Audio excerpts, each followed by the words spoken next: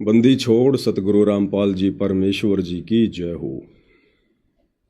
सभी भाई बहन लाइव वीडियो में ज़्यादा से ज़्यादा जुड़े। एक विशेष संदेश है साध संगतियों से संबंधित, और वीडियो को भी ज़्यादा से ज़्यादा शेयर करें। आप तब तक वीडियो शेयर कीजिए, भाई बहन लाइव जुड़ते हैं, तब तक दास परमेश्वर जी का जयकारा लगाता है। बंदी छोड़ सतगुरु रामपाल जी परमेश्वर जी की जय हो।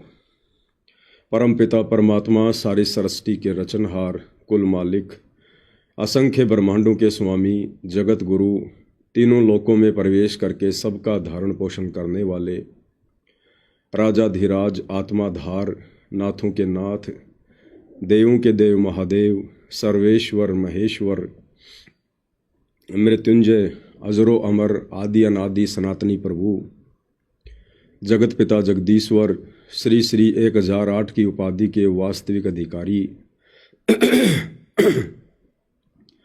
अकाल मूर्त सौद स्वरूपी राम वासुदेव, सर्वगतम ब्रह्म, परम पूज्य, प्रथम पूज्य, परम संत, परम पुरुष, परम धनी, परम दयालु, सत्य कबीर, हक्का कबीर, अल्लाहु कबीर, अल्लाहु अकबर, बाखबर अल्लाह ताला, जगत के तारणहार, जगत के मुक्तिदाता, जगत के जगन्नाथ, हारे के सहारे, हिंदुओं के राम, मुसलमानों के अल्लाह, सिखों के वाहिगुरु, ईसाइयों के मसीह, दया के सागर दया निधि, करुणा के सागर करुणा निधि, स्वयंभू परिभू, संकट मोचन, कष्ट हरण, मंगल करण, दुख भंजन, अविगत कबीर, निर्विकार निर्विषम परमात्मा, अलय अलेख सतगुरु, आदि अनादि सतगुरु, असली मर्यादा पुरुषोत्तम, असली राम, असली कृष्ण, असली घनश्याम, असली मुरारी, राजाओं के राजा, महाराजाओं के महाराजा,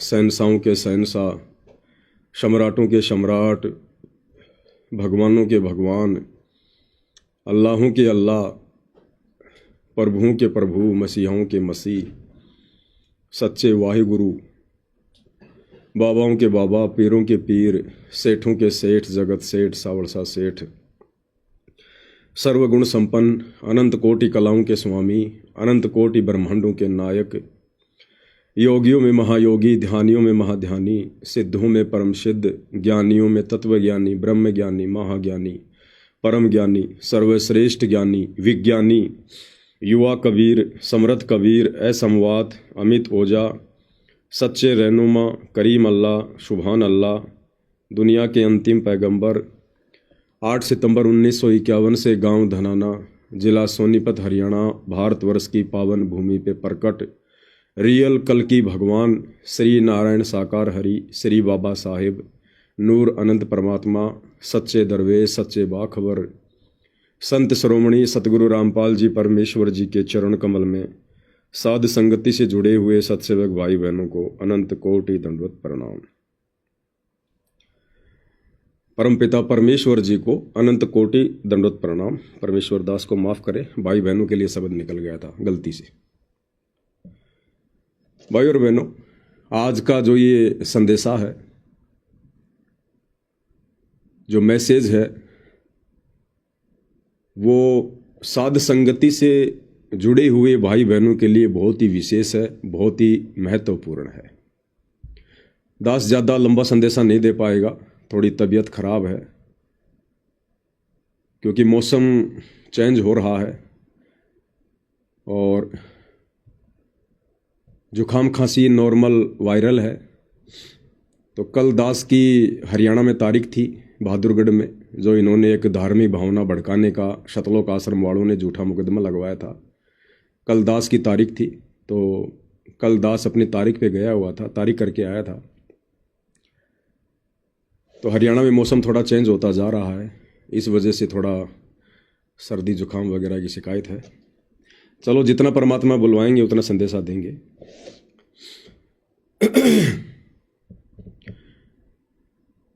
सभी भगत भाई बहनों को पता है कि हम वर्तमान में किस दौर से गुजर रहे हैं। ये सामान्य समय नहीं है। हम युग परिवर्तन के महाविनाशकारी दौर से गुजर रहे हैं। 2028 युग परिवर्तन का समय निर्धारित है, निश्चित है। 2025 समाप्ति की ओर है, 2026 और 2027 और 2028। हमारे पास मुश्किल से 3 वर्ष हैं, मुश्किल से 3 वर्ष। हालांकि यह समय बहुत ज़्यादा नहीं है, बहुत ही कम है। मुट्ठी भर समय भी हम विश्व के प्राणियों के पास नहीं है। मुट्ठी भर यानी एक मुट्ठी में 5 उंगली होती है, और समय बचा है केवल 3 वर्ष। तो मुट्ठी भर समय भी इंसानों के पास नहीं है।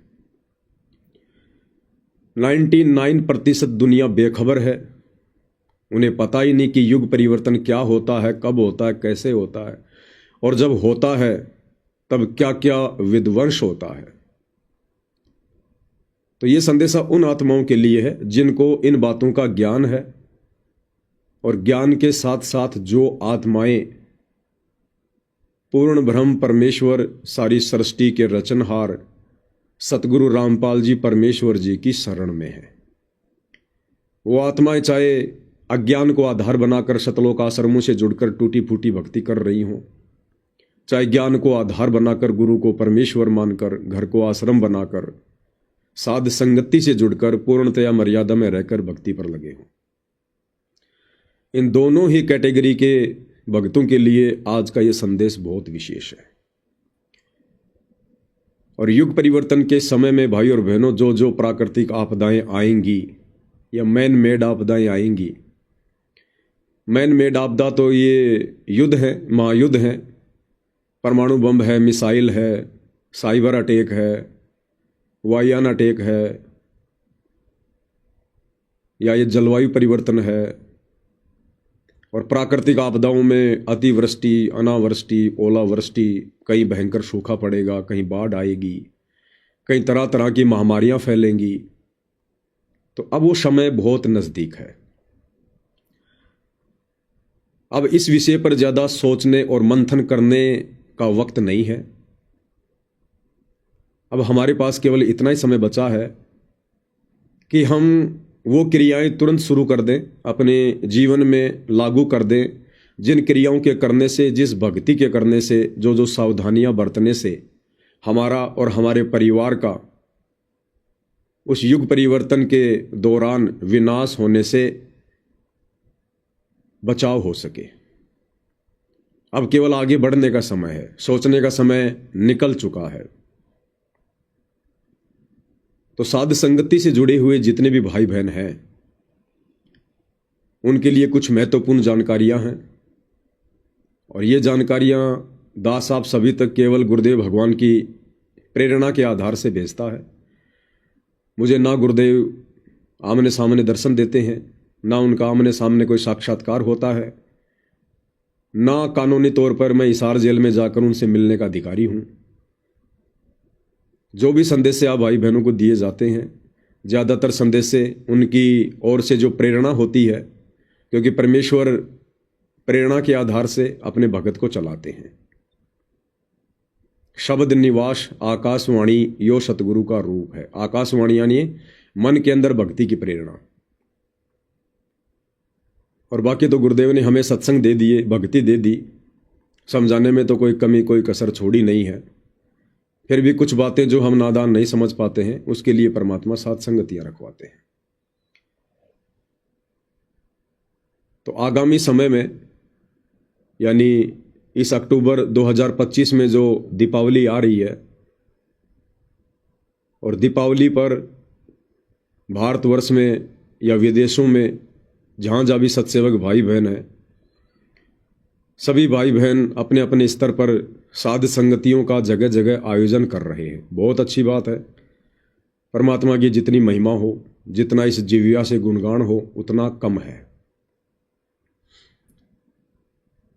तो देश विदेश में जगह जगह साध संगतियां हो रही है।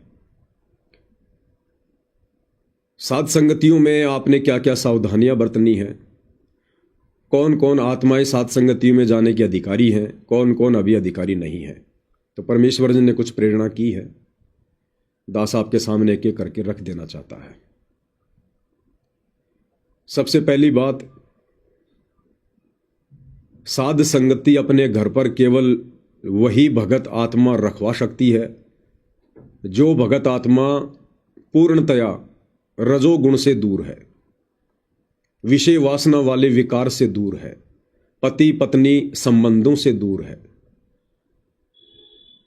और जिन्होंने अपना टारगेट केवल मोक्ष प्राप्ति को बना लिया है। उन्हीं आत्माओं के घर पर सात संगतियां आयोजित हो सकती हैं। ये सात संगति के नियमों के हिसाब से आपको बताया जा रहा है। बाकी तो चाहे कोई भी सात संगति रखो, हम ना तो देखने वाले हैं, और देख लिया तो ना हम जबरदस्ती उनको बंद करवाने वाले हैं। हम केवल गुरुदेव भगवान के संदेश वाक हैं, और संदेश वाक का मतलब होता है अपनी बात को रख देना, जो बात परमात्मा रखवाना चाहते हैं। आगे कोई माने ना माने ये उन भाई बहनों के ऊपर है। तो साध संगतियां चाहे छोटी हों चाहे बड़ी हों, केवल उन्हीं आत्माओं के घर पर आयोजित की जाएंगी जो आत्माएं पूर्णतया रजोगुण के प्रभाव से दूर है। केवल उन्हीं के घर पर। कुछ भाई बहन ऐसे हैं जो रजोगुण से दूर हैं, पति पत्नी वाले संबंधों से दूर हैं, लेकिन उनके बच्चे अभी रजोगुण से दूर नहीं हैं। और वो भाई बहन यदि अपने घर पर सात संगति रखवाना चाहते हैं तो भाई और बहनों, आप लोगों ने फिर अलग से जगह लेनी पड़ेगी। आप उस जगह पर अन्य आत्माओं को बुलवाकर सात संगतियां नहीं करवा सकते जिस जगह पर आपके परिवार के अन्य सदस्य रजोगुण में लिप्त हैं। फिर भी यदि आपने सात संगति रखवानी है तो आप आसपास के 2 4 5 भगत भाई इकट्ठा होकर और आपस में सहयोग से, और कोई भी सामुदायिक केंद्र वगैरह, कोई हॉल वगैरह जो सस्ता सा हो, आप जी रेंट पर लेकर आप वहां पर अन्य भगत भाई बहनों को बुलाकर सात संगतियां रखवा सकते हैं। आप अपने घर में चाहे रोजाना सात संगति करो अपने परिवार के साथ, कोई दिक्कत नहीं है, क्योंकि आप तो रजोगुण से दूर हैं, लेकिन आपके बच्चे अभी रजोगुण से दूर नहीं हैं। तो ऐसे में आप जो परिवार के जो मेंबर हैं, जो भगत भी हैं और रजोगुण से भी दूर नहीं हैं, तो वो मेंबर अपने परिवार में चाहे रोजाना सात संगति करो। सात संगति का मतलब परमात्मा की महिमा। आप गुरुदेव भगवान को भोग भी लगाइए, गुरुदेव की 5 दीपक वाली थाल से आरती भी उतारिए, चाहे कोई रजोगुण में है या नहीं है, और परमात्मा से बारंबार विनती करते रहिए, प्रार्थना करते रहिए कि परमेश्वर हमें भी बगुले से हंस बनाओ, कौवे से हंस बनाओ। तो उस परिवार में तो वो परिवार के ही मेंबर आपस में मिलकर सात संगति कर सकते हैं, भले वो रजोगुण से दूर हैं या रजोगुण से दूर नहीं है। यदि आप दूसरे भगत भाई बहनों को बुलाना चाहते हैं परमेश्वर की महिमा के लिए, मालिक के गुणगान के लिए, तो फिर आप उस घर में सात संगति का आयोजन नहीं करवा सकते जिस घर में आपकी बेटी, आपका बेटा या कोई भी व्यक्ति, चाहे वो भगत है या नहीं है, जो रजोगुण में लिप्त है। फिर आपने अलग से जगह लेकर ही सात संगति रखवानी पड़ेगी। फिलहाल मैं जिस सात संगति की बात कर रहा हूं वो बड़े लेवल की सात संगतियां हैं। जैसे भाई बहन सात संगति के संदेश दे रहे हैं सोशल मीडिया पर नहीं, आपस में जो उनके मिलने वाले हैं, जिनको वो पर्सनली जानते हैं, उन सबको वो अपने अपने लेवल पर संदेश दे रहे हैं, फोन कर रहे हैं कि भगत जी हमारे यहाँ सात संगति है, कोशिश कीजिए, परमात्मा दया करें, समय दे तो अवश्य आइए। तो इस प्रकार की सात संगतियां जो थोड़े बड़े लेवल पर होती हैं, जिनमें दूर दूर के भगत आते हैं, बाहर के भगत आते हैं, ऐसी सात संगति रखवाने वाले भाई बहनों के लिए कुछ विशेष नियम है जो ध्यान से सुनिएगा। अभी दीपावली पर जगह जगह सात संगतियां हैं। दास भी कोशिश करेगा किसी ऐसी सात संगति में जाने की जो पूर्णतया परमेश्वर की मर्यादाओं में हो। आज जो डेट है 15 अक्टूबर 2025, आज से ये जो मर्यादा है उन सभी भाई बहनों पर लागू होगी जो आगामी दिनों में सात संगतियां रखवाएंगे। साध संगति में केवल उन्हीं आत्माओं की एंट्री होगी जो आत्माएं पूर्णतया रजोगुण से दूर होंगी।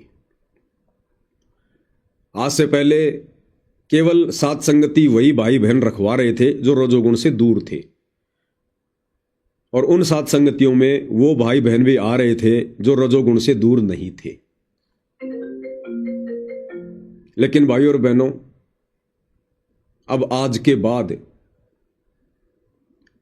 सात संगतियां वही होंगी जो भाई बहन पूर्णतया रजोगुण से दूर होंगे, और साध संगतियों में उन्हीं आत्माओं की एंट्री होगी। वही भाई बहन साध संगतियों में आएंगे जो भाई बहन पूर्णतया रजोगुण से दूर होंगे, जिनके आपस में भाई बहन के संबंध बन चुके हैं पति और पत्नी के बीच में इस ज्ञान को आधार बनाकर। उन आत्माओं की बिल्कुल भी एंट्री नहीं होगी जो आत्माएं अभी रजोगुण में हैं। वो भले 1 महीने में वो क्रिया करते हों, चाहे 2 महीने में करते हों, ऐसी आत्माओं की बिल्कुल भी एंट्री नहीं होगी।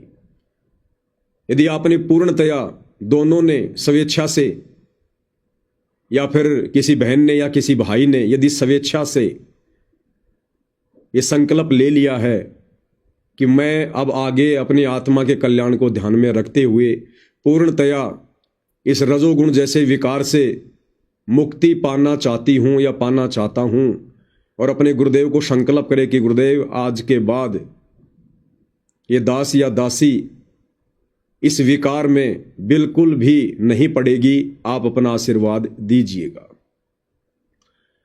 और जिनको तकरीबन 2 से 3 महीने हो चुके हों, कम से कम जिनको 2 से 3 महीने संकल्प लिए हुए और रजोगुण से दूर होकर भक्ति करते हुए हो चुका है, केवल वही आत्माएं साध संगति में आ सकेंगी।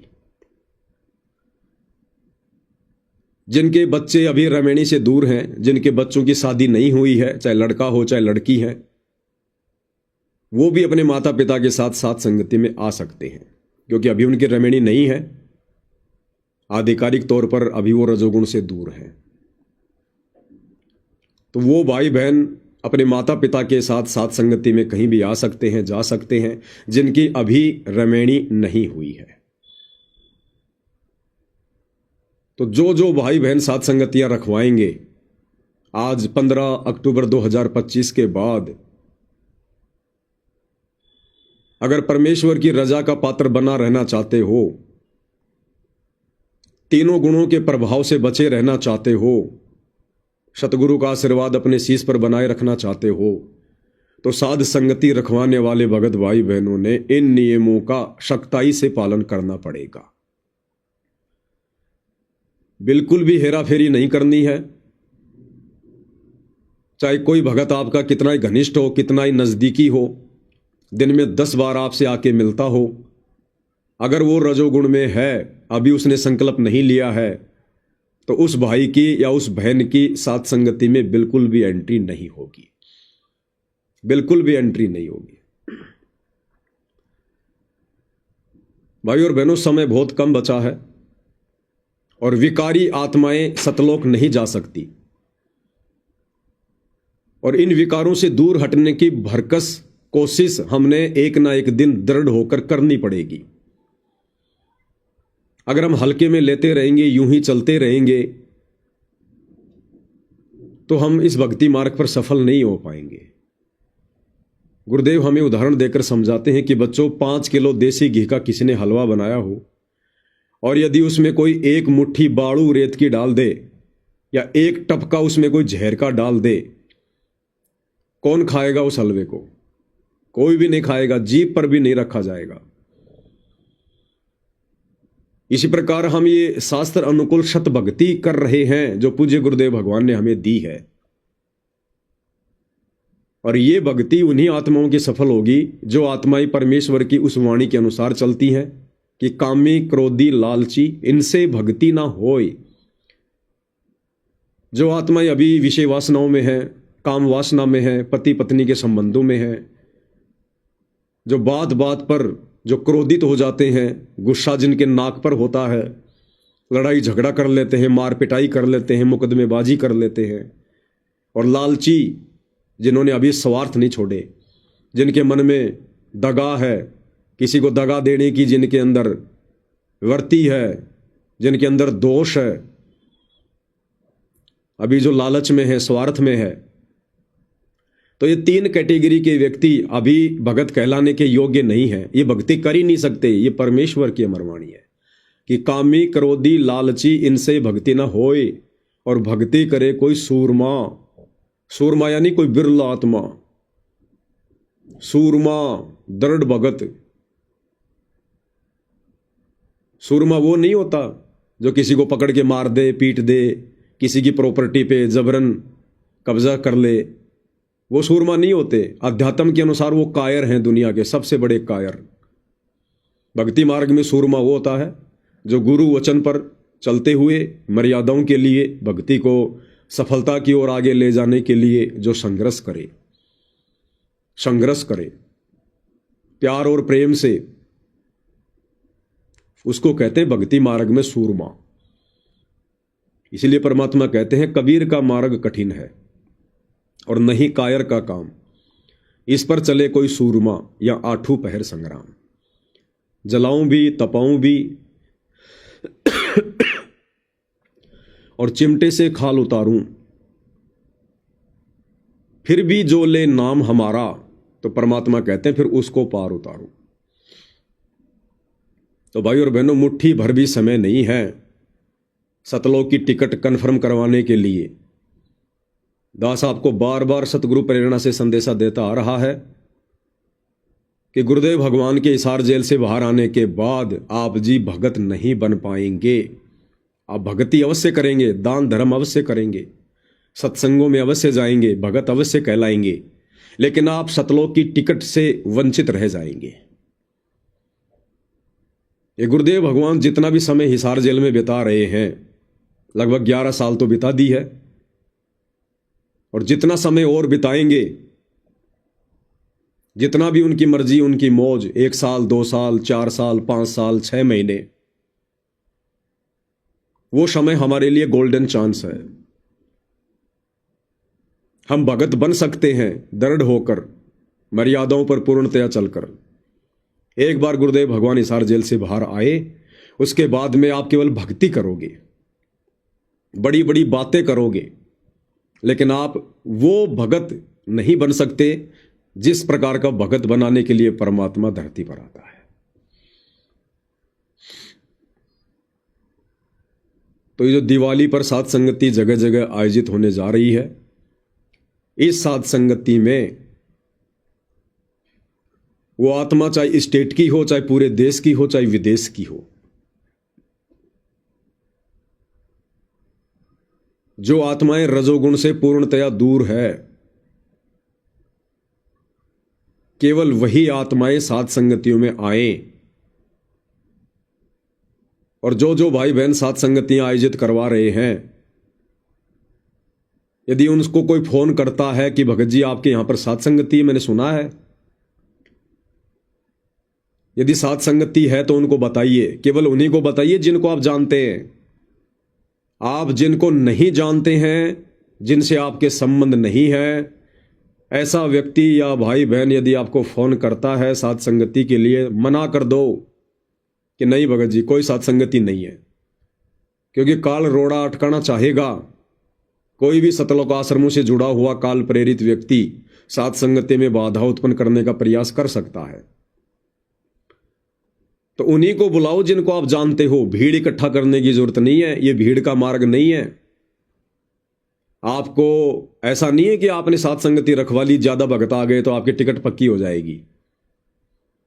आपकी बहुत बड़ी जिम्मेदारी होती है वहां पर। अगर जरा भी उकचूक हो गई कोई मर्यादाओं में, किसी भगत ने जरा भी ऊंच नीच हरकत कर दी, वहां पर जो भीड़ आपने बुलाई है उसके जिम्मेदार आप होंगे। आपकी वजह से वो घटना घटित होगी। तो भक्ति मार्ग में भी नुकसान और सांसारिक तौर पर भी नुकसान। तो ये दिखावे का मार्ग नहीं है, भीड़ का मार्ग नहीं है बिल्कुल भी। परमात्मा कहते हैं अकल मंद एक गणा और बिना अकल के लाख।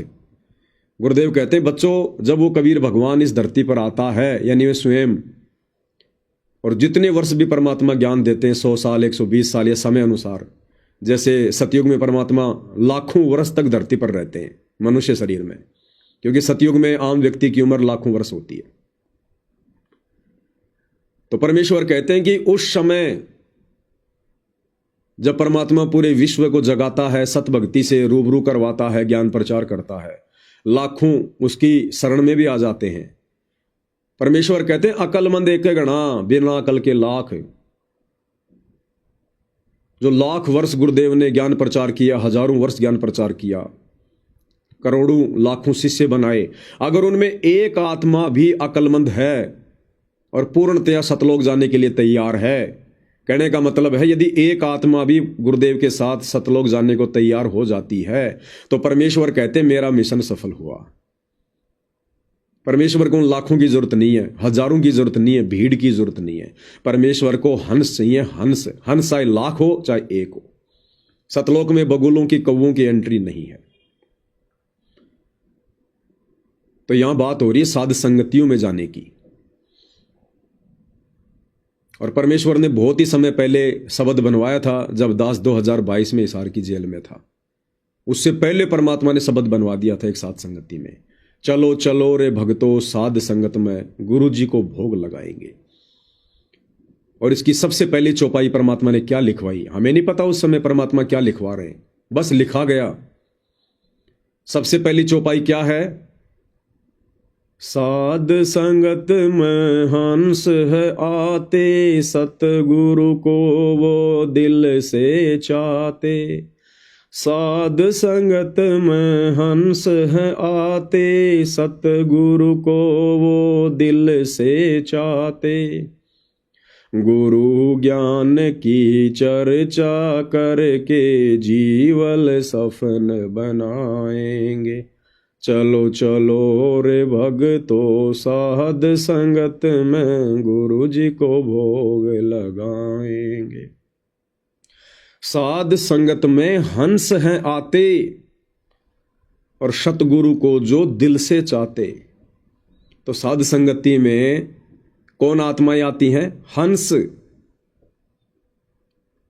और हंस की श्रेणी में परमात्मा ने केवल अपनी उन्हीं आत्माओं को रखा है जो पूर्णतया निर्विकार है।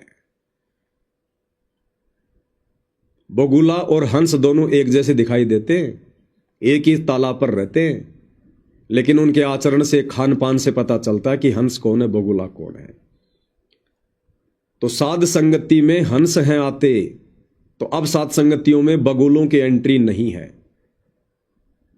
जो भाई बहन अभी रजोगुण से दूर नहीं है, विषय वासनाओं से दूर नहीं है, वो चाहे युवा हो चाहे वृद्ध हो, वो अभी बगुले की श्रेणी में है, वो अभी उस कौवे की श्रेणी में है जो उन विकारों को नहीं छोड़ पा रहा। फिर ऐसी आत्माओं को साध संगति में कैसे बुलाया जा सकता है, क्योंकि साध संगति में तो केवल हंसों की एंट्री है। देखो भाई और बहनों, साध संगति ट्रेनिंग सेंटर है। सतगुरुदेव भगवान के सत्संग में हंस भी आ सकते हैं, बगुले भी आ सकते हैं, क्योंकि सतगुरु का सत्संग, सतगुरु का आश्रम एक धोबी घाट है। वहां तो बगुले आएंगे ही आएंगे, वहां तो कौवे जैसी वर्ती के लोग आएंगे ही आएंगे। वहां उनको ज्ञान समझाया जाएगा, सुनाया जाएगा, दीक्षा दी जाएगी।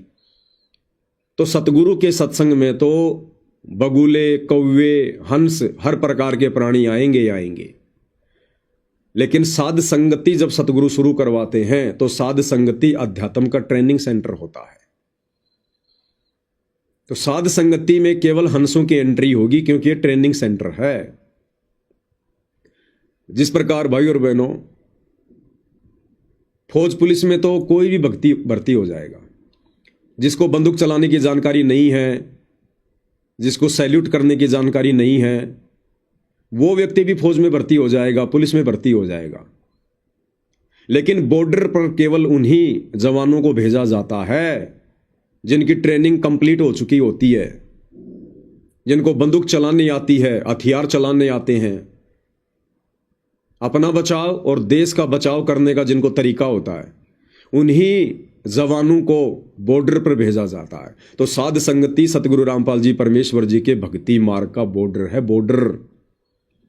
तो साध संगति में केवल जो ट्रेंड आत्माएं हैं, जो हंस आत्माएं हैं, केवल उन्हीं की एंट्री होगी। बाकी आप छोटी मोटी साध संगतियां रखो, नो ऑब्जेक्शन, कोई दिक्कत नहीं है। उन साध संगतियों में आप आओ जाओ, लेकिन जो बड़े लेवल की साध संगति होगी, स्टेट लेवल की या इंडिया लेवल की, उन साध संगतियों में आप जी बिल्कुल भी एंट्री पाने के अधिकारी नहीं है। अब इस बात को सुनकर भाई बहनों ने मायूस नहीं होना चाहिए। मैं केवल परमेश्वर का संदेश वाहक हूं। मैंने पहले कह दिया, मेरी बात आप मानो ना मानो, कोई जबरदस्ती नहीं है। आपका कोई पीला पर्चा नहीं निकाला जाएगा, आपको साध संगतियों से धक्के मार के बाहर नहीं निकाला जाएगा, आपको डराया नहीं जाएगा, गुरुद्रोही नहीं कहा जाएगा, जब तक आपके अंदर वो लक्षण नहीं होंगे। दास केवल एक संदेश वाहक है, संदेशा देना मेरा काम है। तो मुझ दास से इस प्रकार की बातें सुनकर नाराज होने की आवश्यकता नहीं है, मेरे से द्वेष करने की जरूरत नहीं है। आप कोशिश करो और ज्यादा गुरुदेव भगवान से प्रार्थना करो, विनती करो, इस ज्ञान को आधार बनाओ कि अरे सच में हमारा तो काम ही बिगड़ जाएगा। बात बिल्कुल हकीकत है, समय बचा नहीं है, युग परिवर्तन का दौर शुरू है, न जाने कब गुरुदेव जेल से बाहर आ जाएं। अगर उससे पहले पहले भगत नहीं बने, इन विकारों को नहीं त्यागा, तो क्या खाक सतलोक जाएंगे? फिर क्यों भक्ति कर रहे हैं, ड्रामेबाजी कर रहे हैं? फिर हम अपने गुरु को समर्पित कहां हैं? अरे जो इंसान अपनी पत्नी के प्रति समर्पित है, यानी विषय वासनाओं को लेकर, वो गुरु के प्रति कभी समर्पित नहीं हो सकता। जो पुरुष अपनी पत्नी के प्रति समर्पित है, वो सतगुरु के प्रति कैसे समर्पित माना जाएगा?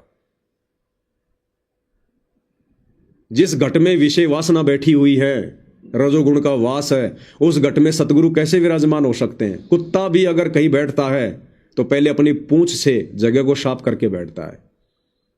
तो क्या ये सतगुरु हमारे इस गंदे हृदय में, घर में, घट में ऐसे विराजमान हो जाएंगे? नहीं होंगे।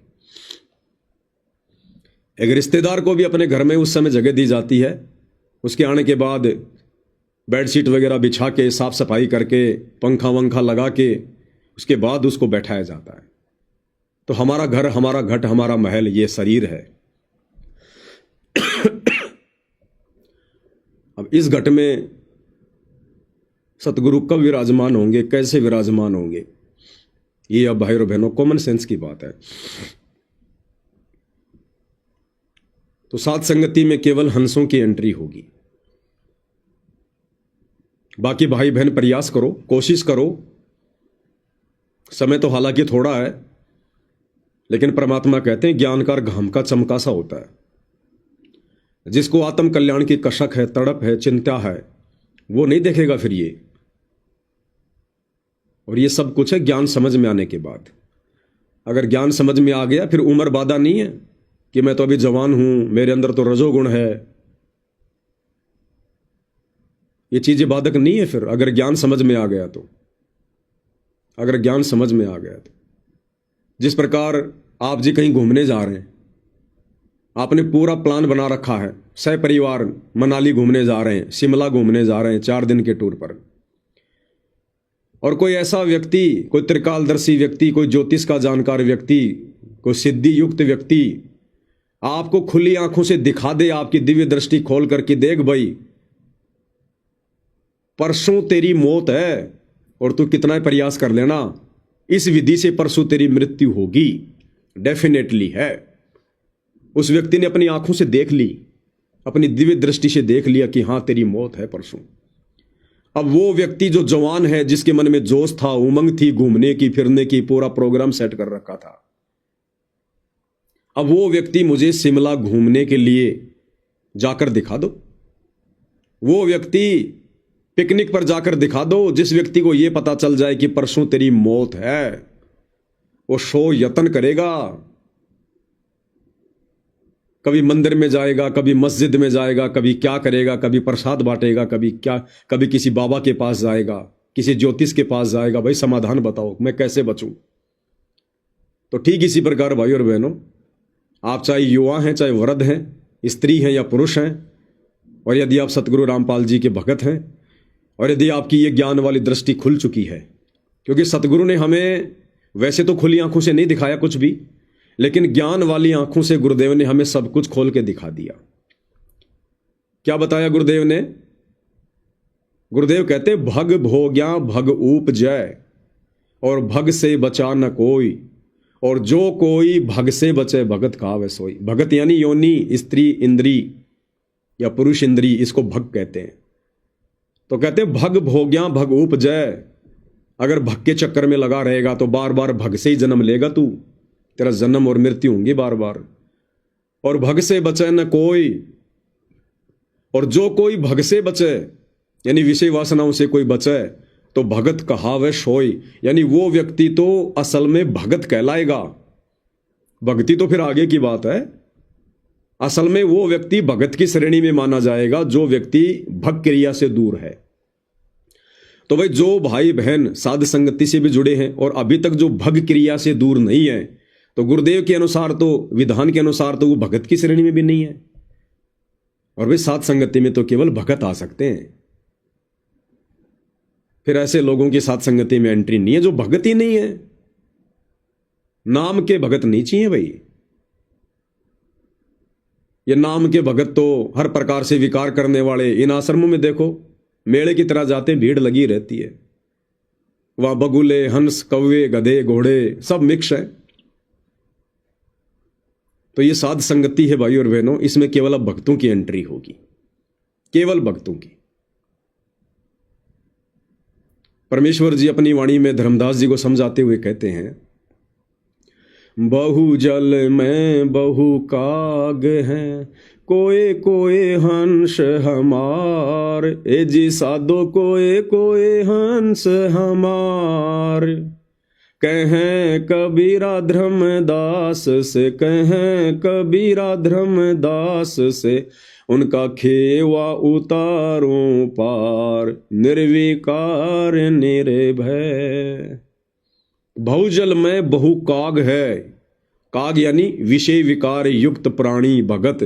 गुरुदेव कहते भरे पड़े यहां पर, भरे कीड़े मकड़ों की तरह।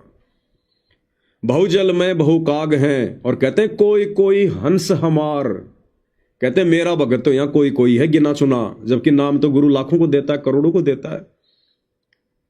650 साल पहले 64 लाख को नाम दिया। सबके सब हम बगुले, कौवे, एक भी हंस नहीं निकला, एक भी। तो कहते बहुजल में बहु काग है, कोई कोई हंस हमार, ए जी साधो कोई कोई हंस हमार। और कहे कबीरा धर्मदास से, उनका बेड़ा उतारूं पार। केवल उन्हीं की नैया को 21 ब्रह्मांड से पार लगाएगा परमात्मा सतगुरु, उन्हीं को सतलोक लेकर जाएगा। बाकी आप भक्ति करते रहो, दान धर्म करते रहो, आते रहो, जाते रहो, आशीर्वाद लेते रहो, मोक्ष वाला झंझट समाप्त नहीं होगा। दूसरी बात,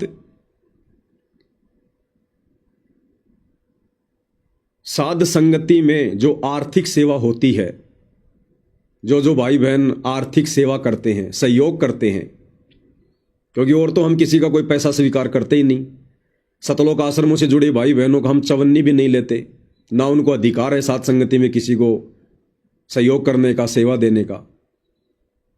साथ संगति में जब भी कोई सेवा होती है, वही भाई बहन सहयोग करते हैं आर्थिक रूप से। जो भाई बहन साध संगति से ही जुड़े होते हैं। अब आज 15 अक्टूबर 2025 के बाद से क्या होगा? साध संगति में जब भी सेवा चलेगी, सहयोग राशि की, आर्थिक सेवा की, तो केवल वही भगत भाई बहन मुझ पवन दास के पास में अपनी सेवा भेजने के अधिकारी हैं।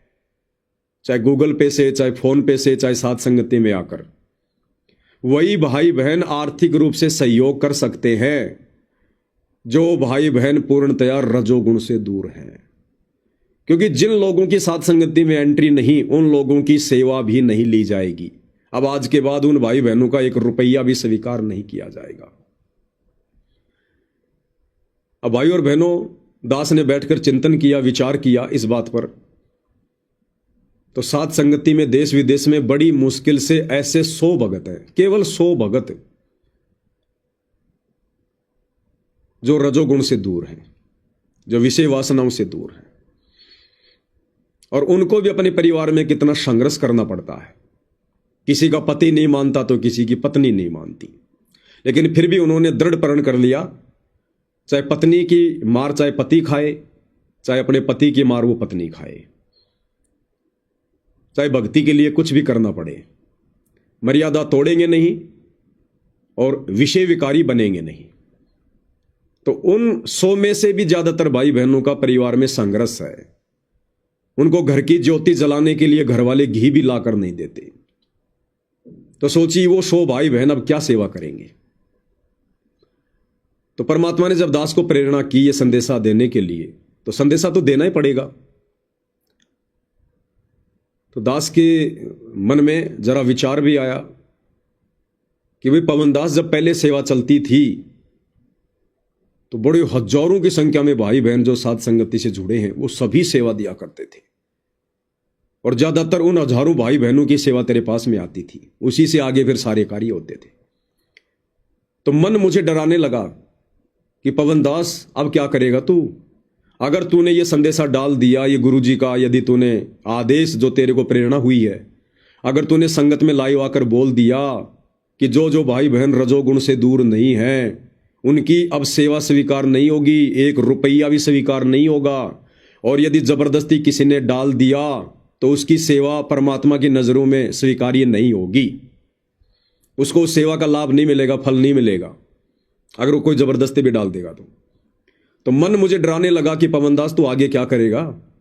अरे तेरा तो मकान किराया, लाइव आने का सारा सिस्टम, गाड़ी घोड़ों का खर्चा, गाड़ी की किस्त, तेरा तो एडी से लेकर चोटी तक हर प्रकार का जो खर्चा है, जब तक तू गुरुदेव की सेवा में है तब तक संगत के भाई बहनों के सहयोग से ही हो रहा है, और अब तू खुद ही मना कर रहा है।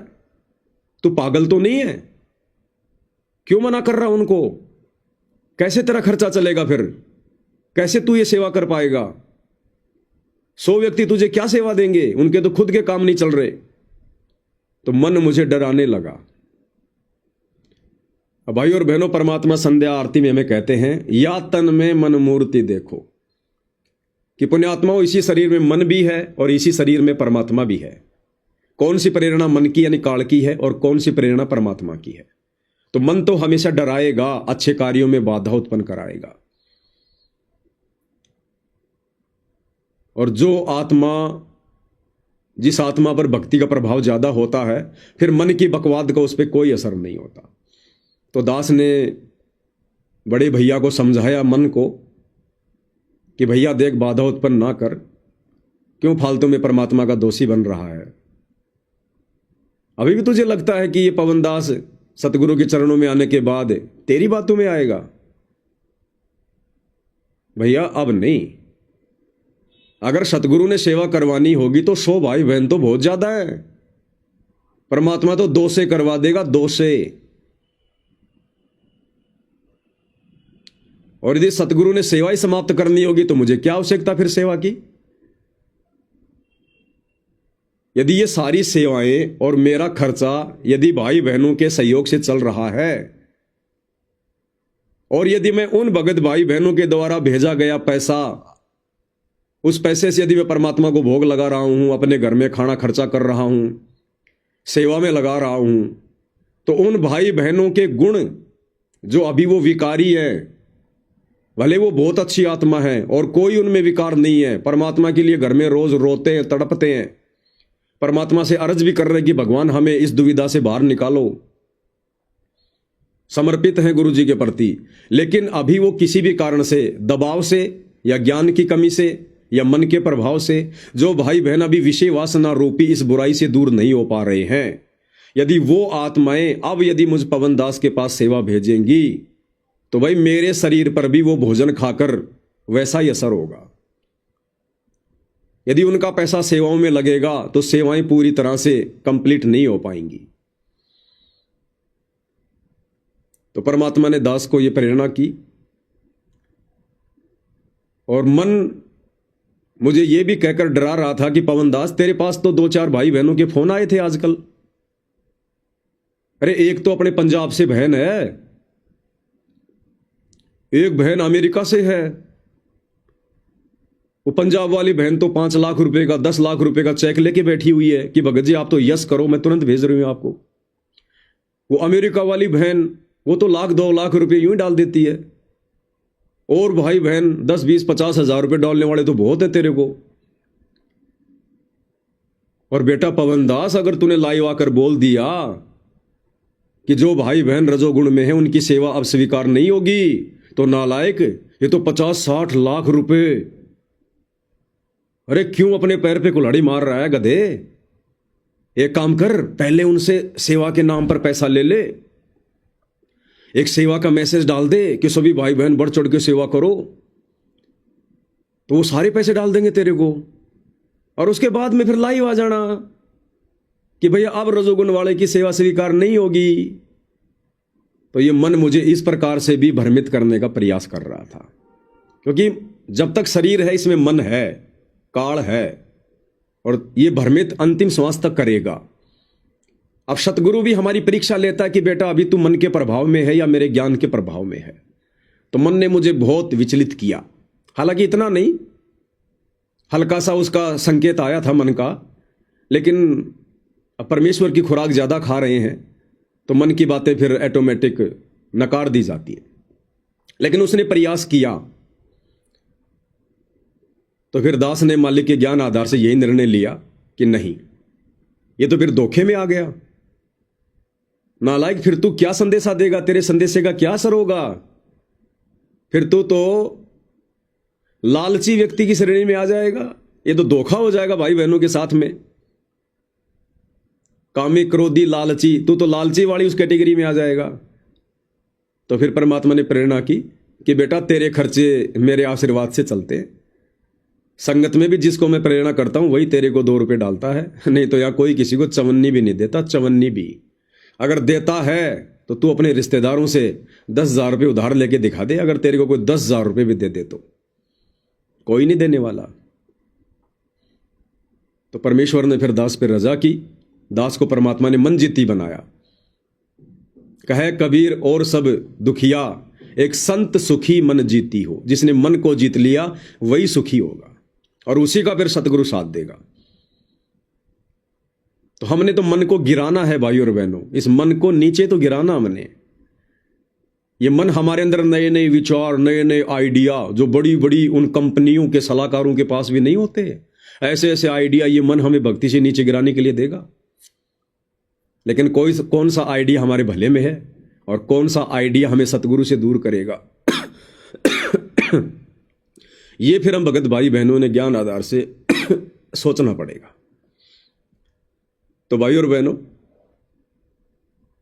जो भाई बहन इस प्रकार के लांछन लगाते रहते हैं नादानी में कि ये तो माया का भूखा है, माया का भूखा है, अगर माया का भूखा होता तो ये संदेशा मैं इस दीपावली की साथ संगति के बाद में देता, और उससे पहले आप भाई बहनों से मैं सेवा के नाम पर खूब पैसा ले लेता, खूब, और आप लोग डाल भी देते, तैयार बैठे, क्योंकि 1 साल हो गई अभी तक दास ने किसी को सेवा के लिए नहीं कहा है। तो आप भाई बहन बढ़ चढ़ के सेवा करते, खूब सेवा करते आप, लेकिन अब नहीं।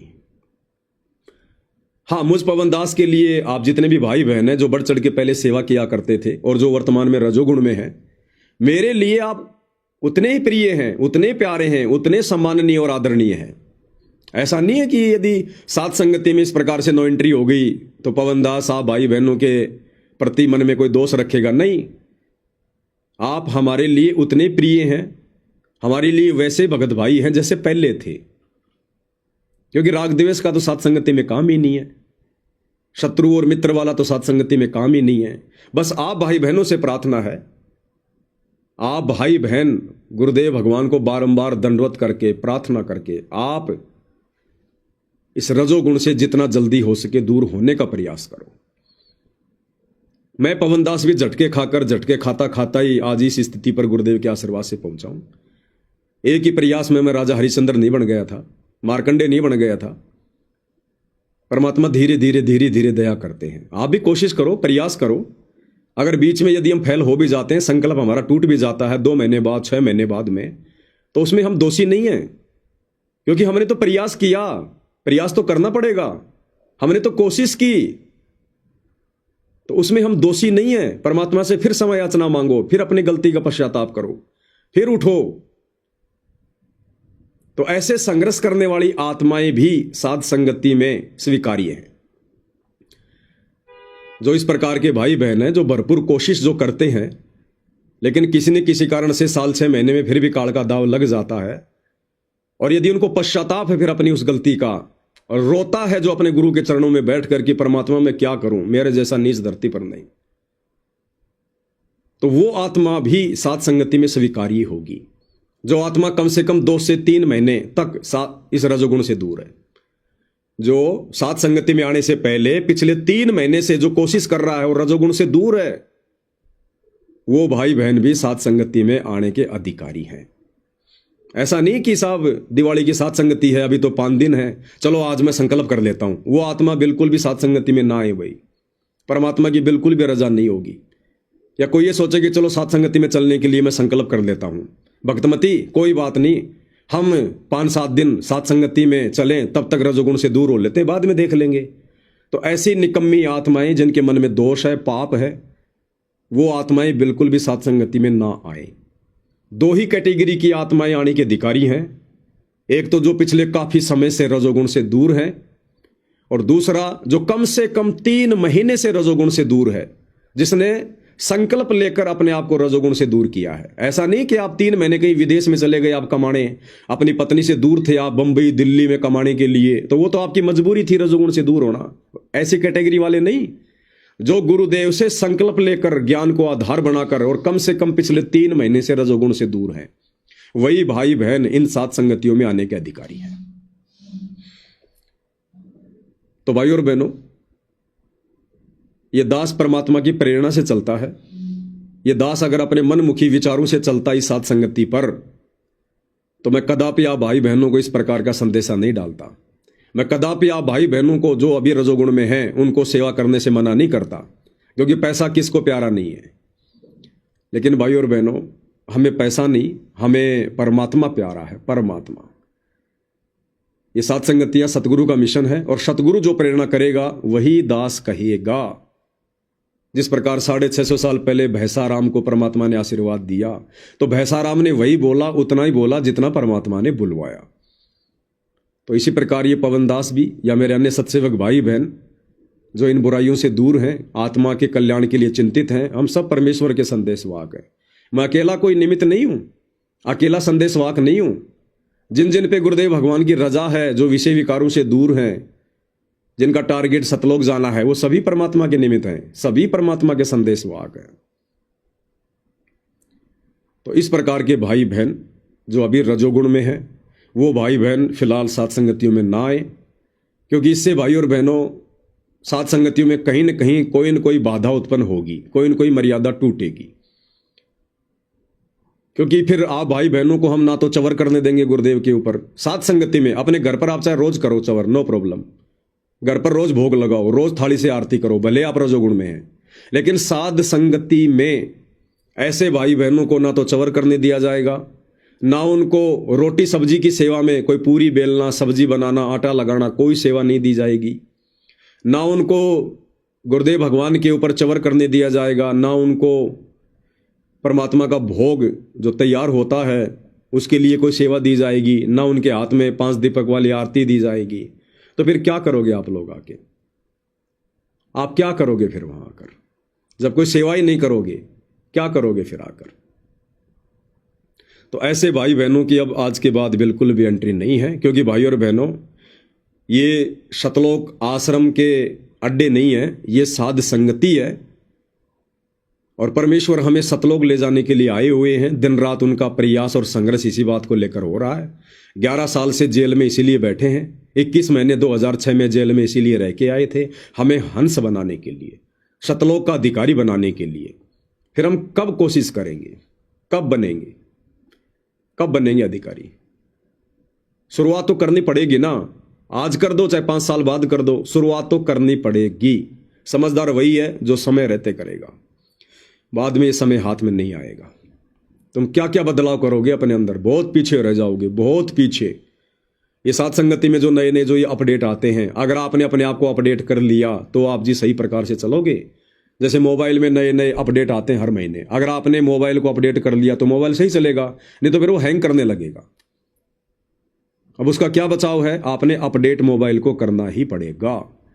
तो यदि आप साथ संगति से जुड़े हुए हैं तो साथ संगति में जो भी नए नए अपडेट आते हैं, जो भी नई नई परमात्मा की प्रेरणा होती है, जो ज्ञान आधारित होती है, आत्मा जिसको स्वीकार करती है, आपने उन अपडेट को भाई इंस्टॉल करना पड़ेगा, डाउनलोड करना पड़ेगा। नहीं तो आप जी पीछे रह जाओगे, आप हैंग करोगे, फिर मन में दोष आएगा, आप खुद भी बिगड़ोगे, दो चार को और लेके जाओगे साथ में। तो ये विशेष तौर पर कुछ बातें हैं जो ध्यान में रखनी है। अब भाई और बहनों, साध संगति में यदि आप आते हैं, अब तो वही आएंगे जो रजोगुण से दूर हैं, विषय विकारों से दूर हैं। यदि आप साध संगति में आते हैं तो या तो अपने मोबाइल को घर पर छोड़ के आइएगा। कौन सा मोबाइल? विशेषकर एंड्रॉयड मोबाइल, बड़ा वाला मोबाइल, फेसबुक व्हाट्सएप वाला मोबाइल। जैसे दास ने एक छोटा सा एक कीपैड का मोबाइल लिया हुआ है, सेवा के लिए तो दास के पास दूसरे मोबाइल है, लेकिन बातचीत करने के लिए छोटा सा मोबाइल है। सिम भी दास ने नई डाल रखी है, सिर्फ 2-4 भाई बहनों को नंबर दे रखे हैं जिनसे मेरा काम पड़ता रहता है। बाकी मेरे रिश्तेदारों के पास भी नहीं है, कोई कितना यारा प्यारा भगत हो उसके पास भी नहीं है, क्योंकि सिरदर्दी नहीं करनी अब। तो यदि आप साध संगति में आ रहे हैं तो ध्यान रखना, साध संगति में आते ही आपको बैग बाद में रखने दिया जाएगा, पहले आपका मोबाइल लिया जाएगा। आप 1 दिन के लिए साध संगति में आ रहे हैं या 2 दिन के लिए आ रहे हैं, ज्यादा दिन तो साध संगतियां नहीं होती हैं। बहुत सारे भाई बहन क्या करते हैं, 10 दिन पहले साध संगति में आ जाते हैं और 5 दिन आगे की टिकट बनवा लेते हैं। भाई देखो, ऐसा है, हम लोग बड़ी मुश्किल से ये भक्ति कर पा रहे हैं। हम साथ संगत वालों के पास कोई आश्रम नहीं है, दुनिया भर का फालतू का दान धर्म नहीं है, और ना इतना फालतू समय हमारे पास में। सभी भाई बहन, कोई अपने किराए के मकान में रह रहा है, कोई अपने परिवार में संघर्ष कर रहा है, वो खुद ही बड़ी मुश्किल से भक्ति कर रहा है। और आप अगर 10 दिन पहले उसके घर पे आके बैठ जाओगे, 10 दिन बाद की टिकट बनाओगे, तो भगत तो बेचारा कुछ नहीं कहेगा, लेकिन ये खुद ने सोचने की बात है। तो अभी साथ संगति में कोई आश्रम नहीं है भाई। अगर आश्रम होता तो आप जी 1 महीने पहले आओ, कोई दिक्कत नहीं, अपनी भक्ति करो, आराम से खाओ पियो, मालिक की सेवा करो। तो जिस भी भगत के आप घर पर जाते हो भाई, ये 4-5 दिन पहले जाने का प्रोग्राम मत बनाया करो। साथ संगति वाले दिन जाओ, ज्यादा से ज्यादा 1 दिन पहले आ जाओ, ज्यादा से ज्यादा 1 दिन पहले, और ज्यादा से ज्यादा 1 दिन बाद की टिकट बनवा लो, ज्यादा से ज्यादा 1 दिन बाद की। जैसे साथ संगति खत्म हुई 1 दिन की या 2 दिन की, उसके 1 दिन बाद की टिकट बनवा लो। ज्यादा ठहरने का, रुकने का, विश्राम करने का ये प्रोग्राम अब साध संगति से जुड़े भक्तों ने नहीं बनाना चाहिए, क्योंकि सबके घर मिट्टी के हैं भाई, सब बेचारे अपना टाइम पास कर रहे हैं, हर के घर में संघर्ष है। आपकी वजह से बेचारे की भक्ति पे फिर बाद में आपके जाने के बाद उसको फिर जूते पड़ेंगे, हैं? घर वाले पता नहीं क्या क्या कहेंगे, बेचारा कैसे खा रहा है, कैसे कमा रहा है। तो फिलहाल केवल साध संगति तक ही सीमित रहो।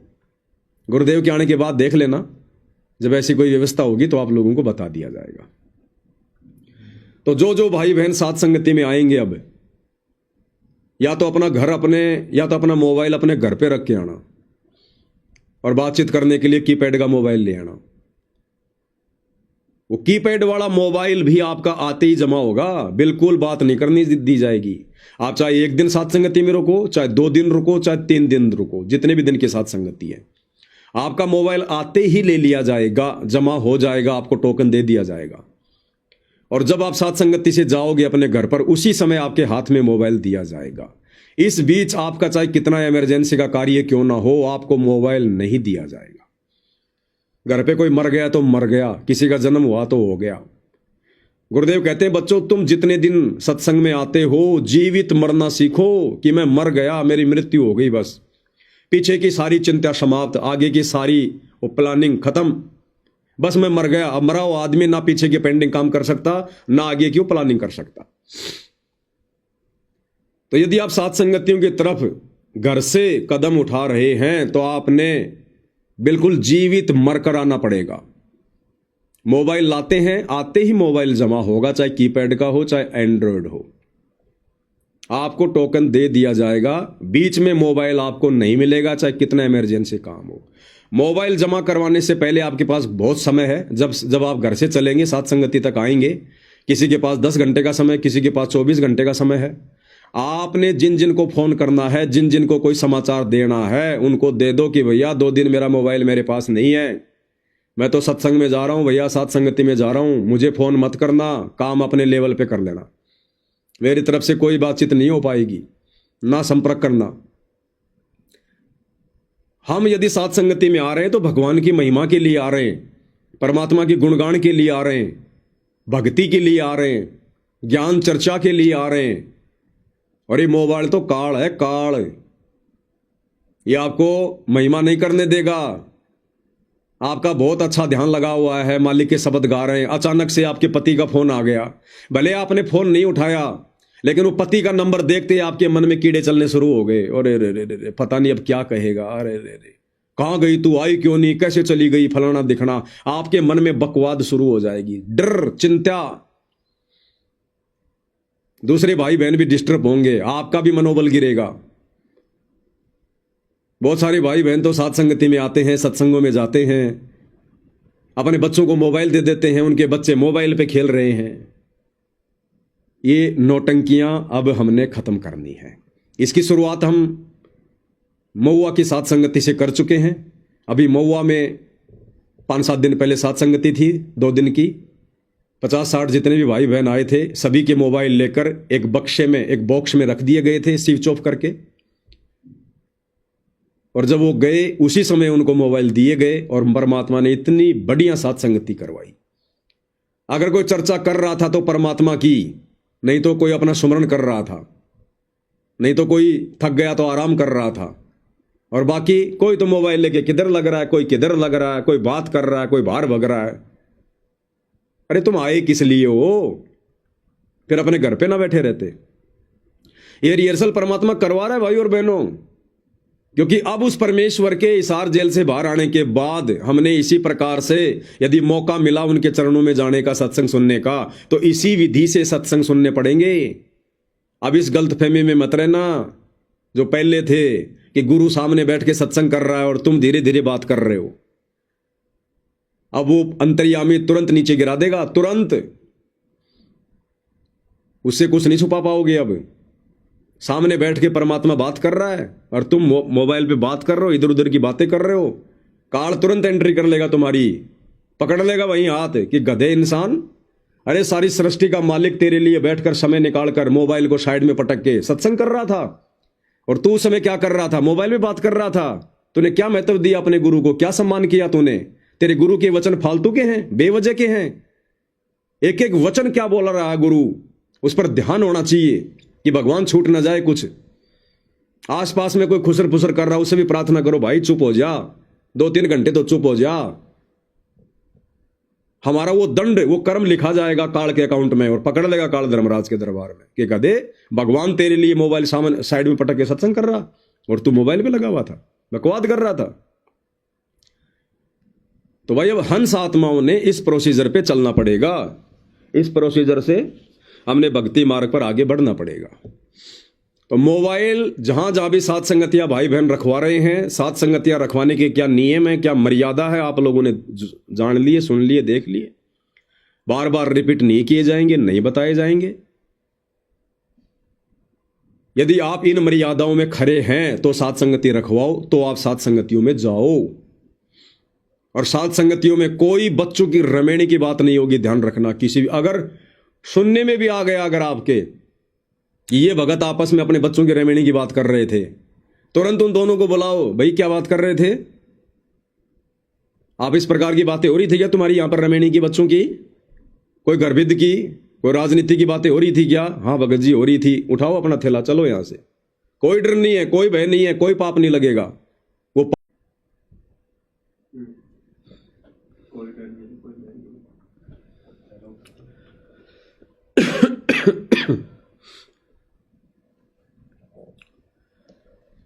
तो भाई और बहनों, ऐसी निकम्मी आत्माओं को साथ संगति से प्रार्थना करके बाहर निकालने से कोई पाप नहीं है, कोई दोष नहीं है।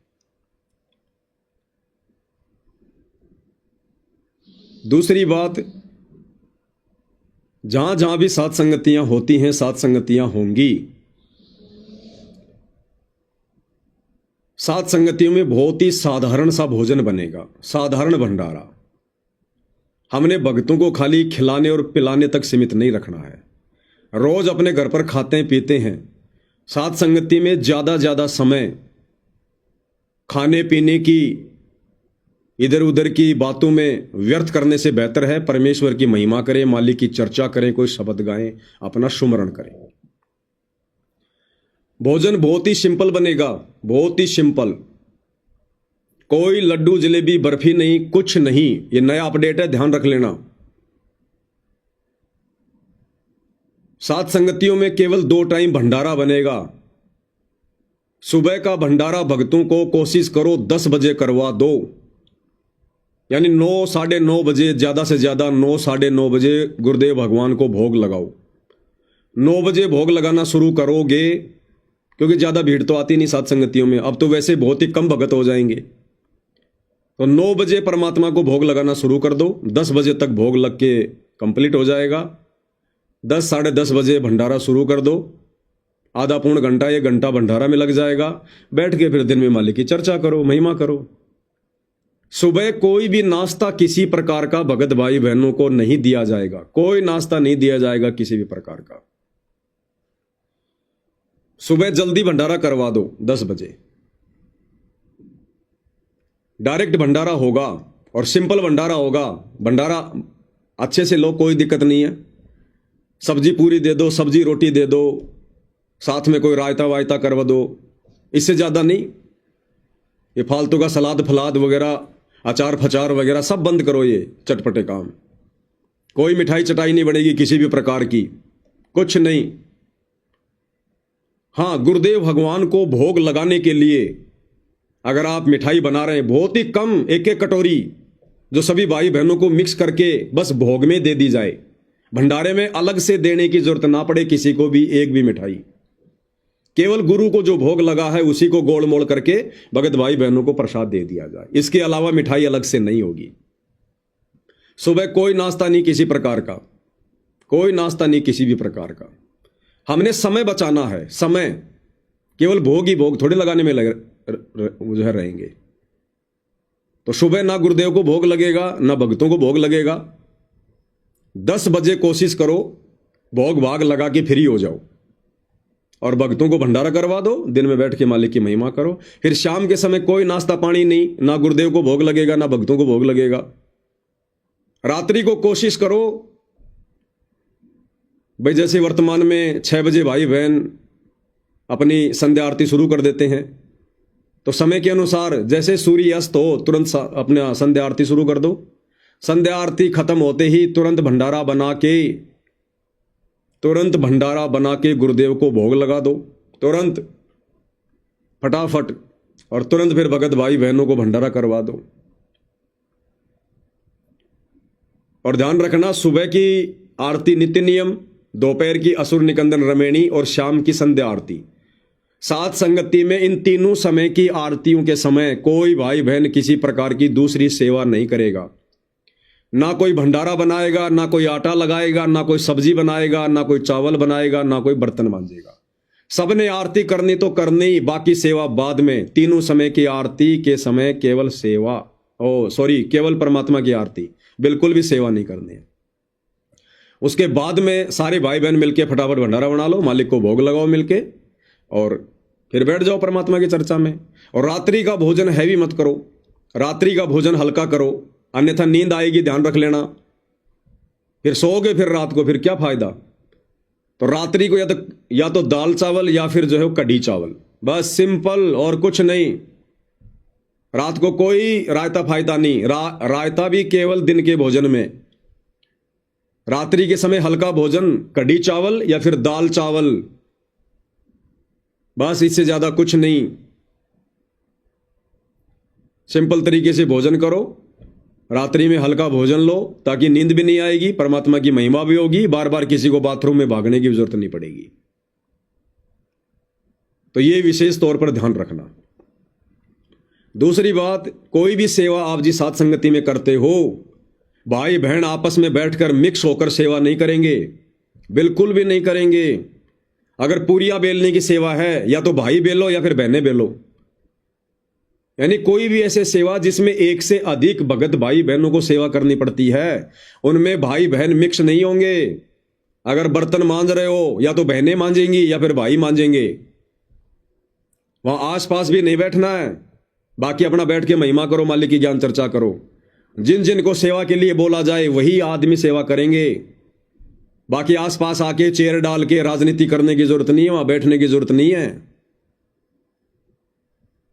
अगर पूरियां बहनों ने बेलनी है तो बहनें बेलेंगी, कोई भगत भी आसपास नहीं बैठेगा वहां। और बात करनी है 5 कदम दूर से बात करो, 5 कदम दूर से।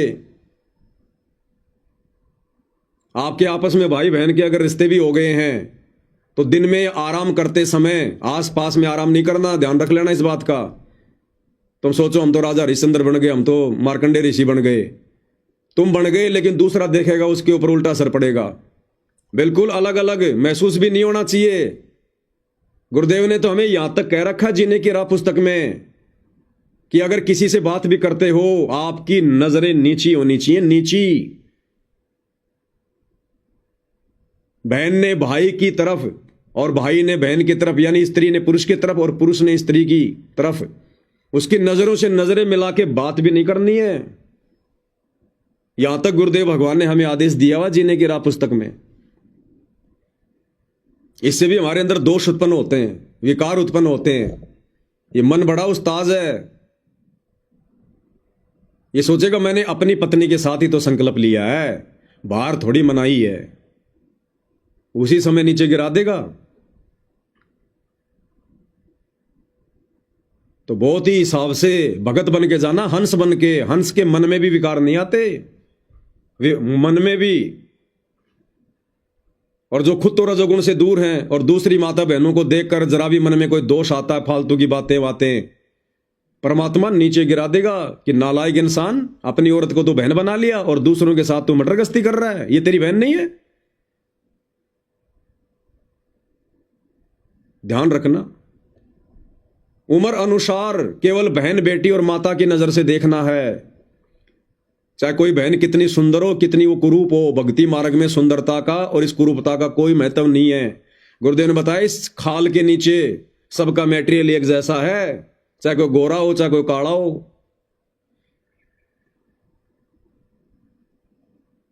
और हर प्रकार से मर्यादा, ये नियम बना लो।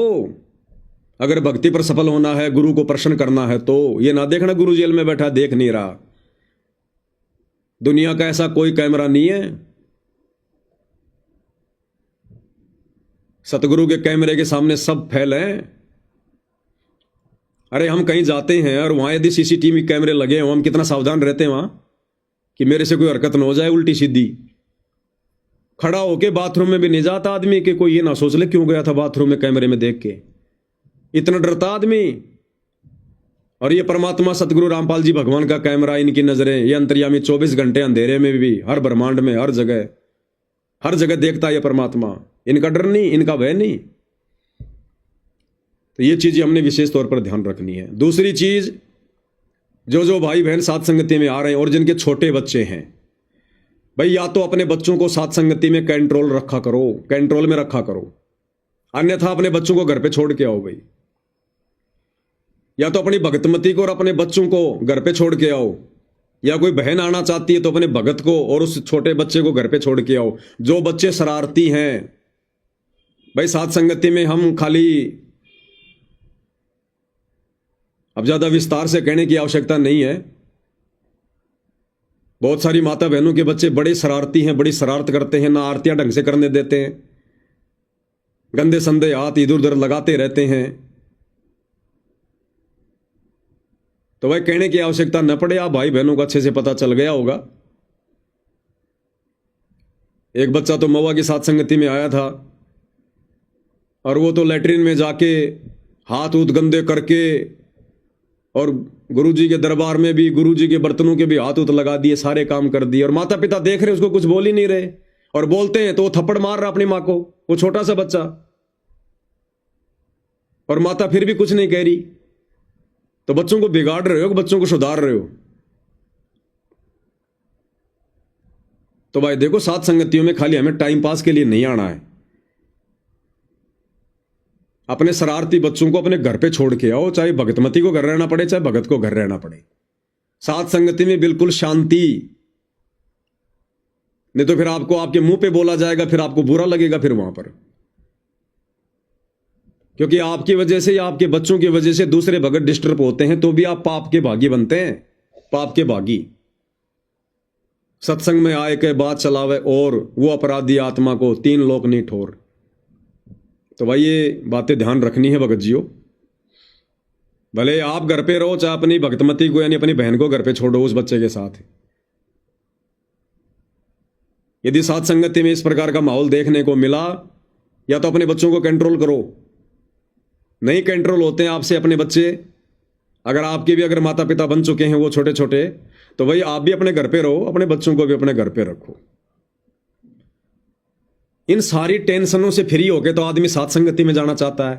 अरे ये टेंशन तो सबके घर में ना है, ये उड़दंगबाजी, ये शरारतपना, ये तो सबके घर में है।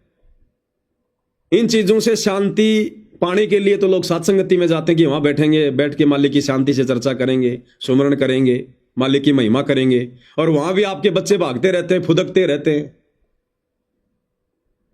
तो ये नहीं चलेगा भाई, बिल्कुल भी। बिल्कुल साफ साफ कह दो ऐसे भगत को, भगत जी या तो अपने बच्चे को कंट्रोल में करो, नहीं भाई आगे से ध्यान रखना भगत जी, देखो ये कोई शादी का प्रोग्राम नहीं है। तो ये विशेष तौर पर भाई बहनों ने ध्यान रखना है, ये बातें बार बार नहीं बताई जाएंगी।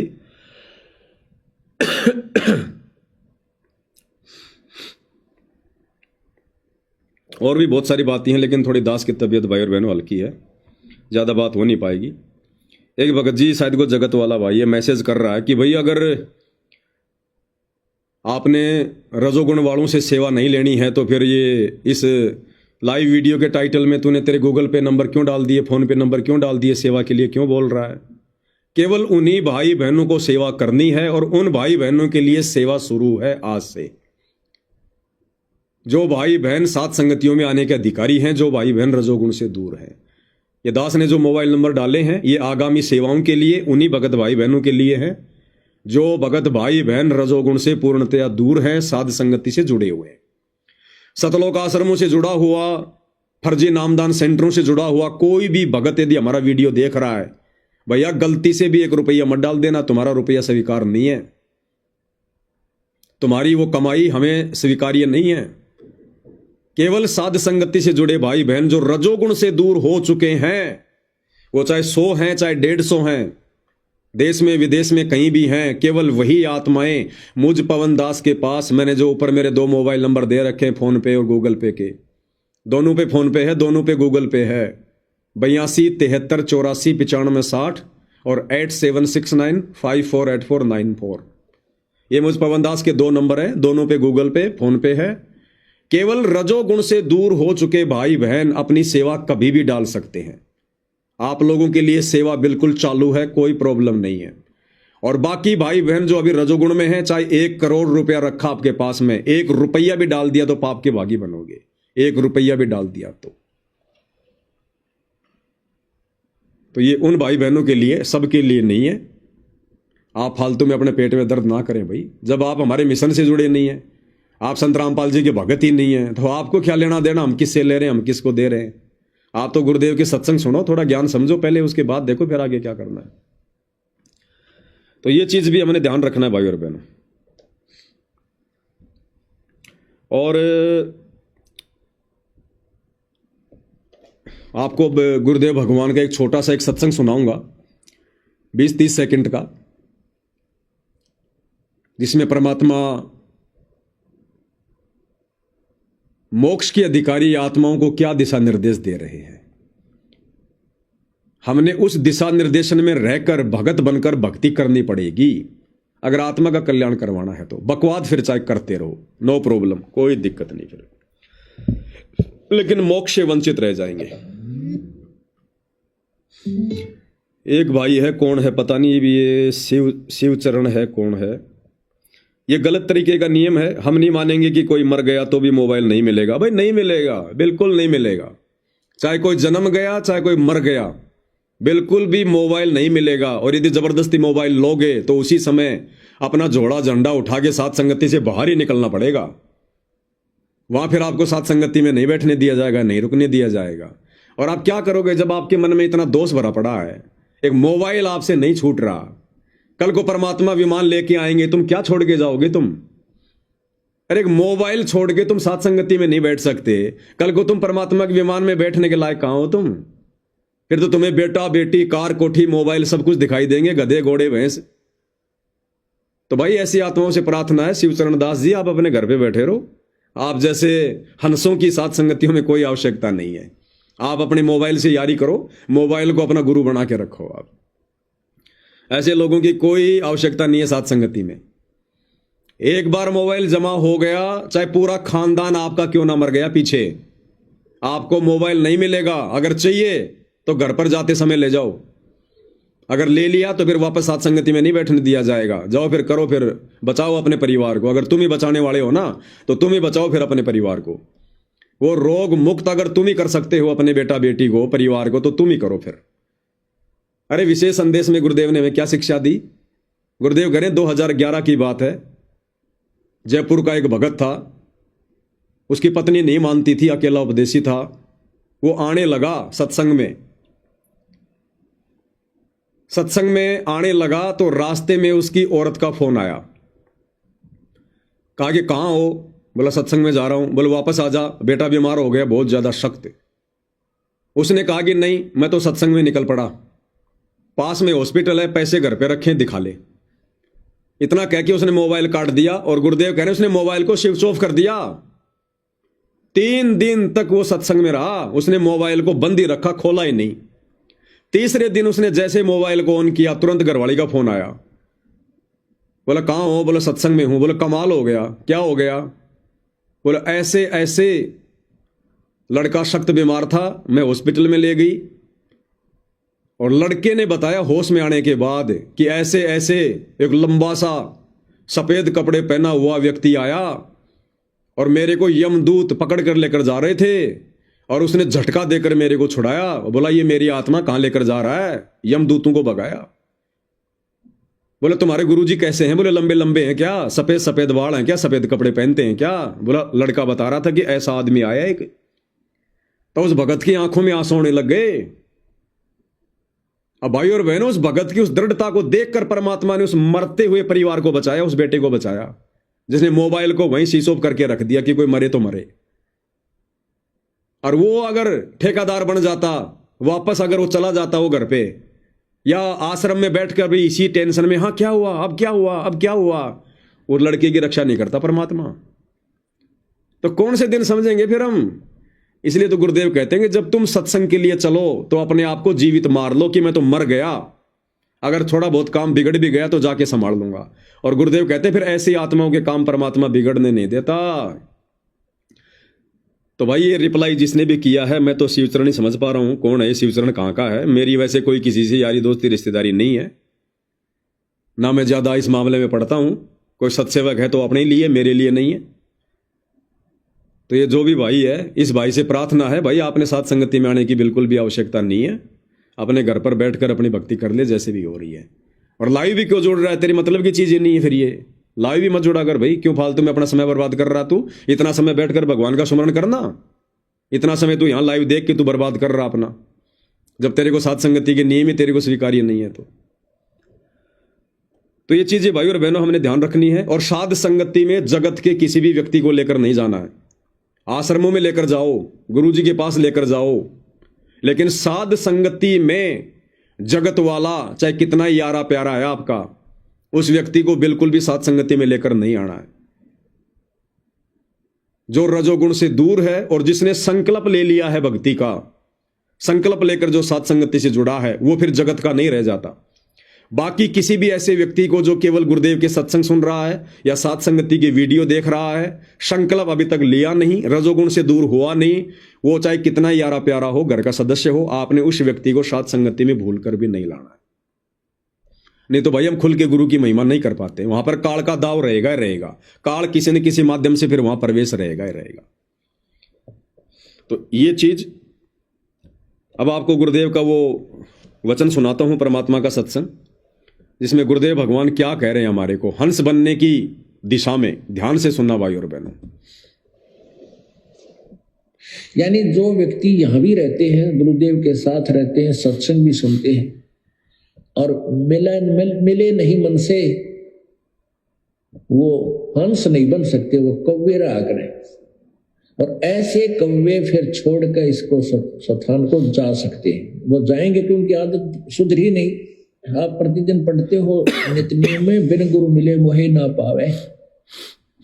अब गुरु तो पास ही होते हैं।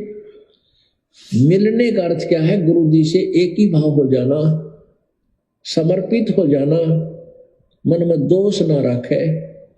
गुरु जी कहते गुरु मानुष कर जानते तो ते नर कहिए अंध, वह दुखी संसार में आ गए उनके फंद। तो यहां उस स्थिति को क्लियर किया है। तो गुरुदेव कह रहे हैं कि ऐसी आत्माएं, ऐसे भगत भाई बहन जो सतगुरु के पास भी रहते हैं, यानी ये जो सत्संग है गुरुदेव ने सतलोक आश्रम बरवाड़ा में बैठ के किया, और गुरुदेव ने उन आत्माओं के लिए किया, उन आत्माओं के लिए संकेत किया जो आश्रम में परमानेंट सेवादार हैं, जो गुरु जी के बेटा बेटी भाई बंधु रिश्तेदार थे, कोऑर्डिनेटर थे, जो आश्रम में ज्यादातर रहा करते थे। तो गुरुदेव उनके लिए संकेत कर रहे हैं कि गुरु के पास में रहकर भी यदि आपने बुराइयां नहीं छोड़ी, आप यदि हंस नहीं बने, यदि वही बगुले जैसी आदतें रही, तो आप कभी भी मोक्ष के अधिकारी नहीं बन सकते, कभी भी। तो गुरुदेव ने तो उनके लिए भी कह दिया जो आश्रम में उनके साथ में रहा करते थे। ऐसी आत्माएं भी जो अभी तक निर्विकार नहीं है, कामी क्रोधी लालची वाली कैटेगरी में हैं, वो आत्माएं चाहे गुरु की गोद में बैठकर भक्ति कर लो, उनका उद्धार नहीं हो सकता। तो इसी प्रकार भाई और बहनों, अब हमने निर्विकार बनना पड़ेगा। जीव की औकात नहीं है, लेकिन जीव अपनी औकात गुरु से प्रार्थना करके रो रो के बना सकता है। गुरु की भक्ति ज्यादा से ज्यादा मर्यादा में रह के करके बना सकता है, गुरु को प्रसन्न करके कर सकता है। तो यदि आप अभी इन्हीं सब विकारों में लिप्त हैं, तो गुरुदेव भगवान की ज्यादा से ज्यादा महिमा करके, उनको प्रतिदिन भोग लगा के, उनकी आरती उतार के, परमेश्वर से रो रो के प्रार्थना करके आप जी भी साध संगति में आने योग्य हंस बने। अब देख लो भाई और बहनों, बड़ी मुश्किल से 100 जोड़े होंगे या 100 भाई बहन होंगे, 100 जो रजोगुण से दूर हैं, ज्ञान को आधार बनाकर। एक होता है कि जैसे बुढ़ापे की उम्र हो गई, अब कौन उसको रामलीला करने देगा, इसलिए वो तो जो मर्जी करे अब या ना करे, उसकी तो मजबूरी हो गई। उस भाई की तो मजबूरी हो गई, उसके तो बच्चे बड़े बड़े हो गए, उसकी तो खटिया बाहर डाल दी, बुढ़िया अलग वो अलग, और वो भगत भी है, उसकी तो मजबूरी है, छोड़ना तो अभी नहीं चाहता वो। ऐसे लोग उस कैटेगरी में नहीं है जो रजोगुण से दूर हैं। ज्ञान को आधार बनाकर हमने मन को मारना पड़ेगा, मन जीती बनना पड़ेगा। ऐसी आत्माओं के लिए परमात्मा कह रहे हैं कि हंस बनने की दशा में आगे बढ़ो, हंस बनने की दशा में। तो बड़ी मुश्किल से परमेश्वर रामपाल जी की संगत में, देश विदेश में जितनी भी संगत है करोड़ों में, बड़ी मुश्किल से 100 आत्माएं ऐसी होंगी, और वो भी जो साध संगति से जुड़ी है, क्योंकि ज्ञान आधार केवल साध संगति में है। गुरु को परमात्मा केवल साध संगति में माना जाता है, बाहर कहीं नहीं। तो बड़ी मुश्किल से पूरे विश्व में 100 आत्माएं ऐसी हैं जो पूर्णतया रजोगुण से दूर हैं, संकल्प ले चुकी हैं, भक्ति दृढ़ता से कर रहे हैं, और गुरु ने भी जिनके ऊपर अपना आशीर्वाद बना दिया है। तो सोचिए, अभी तक तो केवल भाई और बहनों 100 आत्माओं को ही परमात्मा ने सतलोक के लिए सिलेक्ट किया है। किस ब्रह्मांड में केवल 100 आत्माओं को, और 100 की भी अंतिम समय तक परीक्षा चलेगी, अंतिम श्वास तक। गुरुदेव कहते हैं, पाकी फसल देख कर गरबैयो मत किसान, अभी तो जोले बहुत हैं, घरा ले तब जान। उनको भी अहंकार नहीं हो जाना चाहिए कि मैं तो विषय वासनाओं से दूर हो गया, ये हो गया, वो हो गया, मैंने तो मेरा मन जीत लिया। कुछ नहीं जीता। परमात्मा कहते हैं विकार मरे मत जानियो जू भूबड़ में आग, और शत नाम के सुमरण बिना ये मिटे न मन का दाग। जैसे अग्नि काठ के माही व्यापक है पर दिखत नहीं, ऐसे काम देव प्रचंडा व्यापक सकल दीप नोखंडा। अगर मन में जरा भी अहंकार आ गया ना इस बात का कि मैं रजोगुण से दूर हो गया, अहंकार भाव से, उसी समय भाई और बहनों जैसे परमात्मा कहते हैं जो होते हैं ना अंगारे, अंगारे के ऊपर वो राख आ जाती है, ऐसा लगता है कि यहां पर है ही नहीं कुछ, और जरा सी वो राख हटाओ अंदर से बिल्कुल चमकते हुए अंगारे। तो ये पांचों विकार हमारे अंदर ही रहेंगे जब तक जिएंगे तब तक। ये तो सतगुरु जरा इनके ऊपर हल्की हल्की राख डाल देता है ताकि हमें भक्ति में बाधा ना हो। अगर जरा भी उसको अगर कुरेचने का तुमने वो प्रयास किया व्यर्थ में, मोबाइल में यदि तुमने मोबाइल में बकवास देखने का वो प्रयास किया और मन में कोई दोष पैदा करने का प्रयास किया, जैसे उस राख को हटाओगे अंदर से वो विषय वासना तुरंत आ खड़ी होगी वापस काल के जाल में। तो गुरुदेव से प्रार्थना करो, मालिक से बारंबार, हंस बनने का समय बहुत कम है। जितनी आत्मा जाएंगी सतलोक सतगुरु के धरती पर रहते सहते जा सकती हैं, इसके बाद नहीं। तो कोशिश करो, मुट्ठी भर भी समय नहीं है, मुट्ठी भर भी। तो क्या कह रहे हैं गुरुदेव, एक बार फिर से सुन लीजिएगा। यानी जो व्यक्ति यहां भी रहते हैं, गुरुदेव के साथ रहते हैं, सत्संग भी सुनते हैं और मिले नहीं मन से, वो हंस नहीं बन सकते, वो कौवे रहा करें। और ऐसे कौवे फिर छोड़कर इसको स्थान को जा सकते हैं। वो जाएंगे क्योंकि आदत सुधरी नहीं। आप प्रतिदिन पढ़ते हो नित्यनेम में, बिन गुरु मिले मोहे ना पावे। अब गुरु तो पास ही होते हैं। मिलने का अर्थ क्या है? गुरु जी से एक ही भाव हो जाना, समर्पित हो जाना, मन में दोष ना रखे। गुरु जी कहते हैं गुरु मानुष कर जानते तो ते नर कहिए अंध, वह दुखी संसार में आ गई उनके फंद। तो यहां उस स्थिति को क्लियर किया है। राजकुमार दास भगत जी हैं, इन्होंने मैसेज किया है, ये ज्ञान गंगाकर जी ने करा का फोटो लगा रखी है। किस काम का सेवा चालू है भगत जी? दास ने ऊपर जो गूगल पे फोन नंबर डाले हैं कि भाई सेवा चालू है, तो भगत जी कह रहे किस काम की सेवा चालू है। अगर काम के लिए सेवा डालोगे तो फिर सेवा कहाँ हुई भाई फिर आपकी? जैसे पिछली बार दास ने मैसेज डाला कि सभी भाई बहनों को थालियां भेजी जाएंगी, जिस जिसको थाली चाहिए वो अपना अपना पैसा भेजो। तो आपने सेवा डाल दी, बदले में आपको चंवर भेज दी, आपको थालियां भेज दी, तो वो सेवा कहाँ है? वो सेवा में काउंट नहीं है आपका पैसा। वो तो आपने पैसा डाला, बदले में आपको हमने कोरियर भेज दिया, आपका माल आपको भेज दिया। ये सेवा है? ये वीडियो बन रही है, सेवा नहीं है क्या भाई? दास कुछ काम तो कुछ कर नहीं पा रहा इन सेवाओं के मध्य।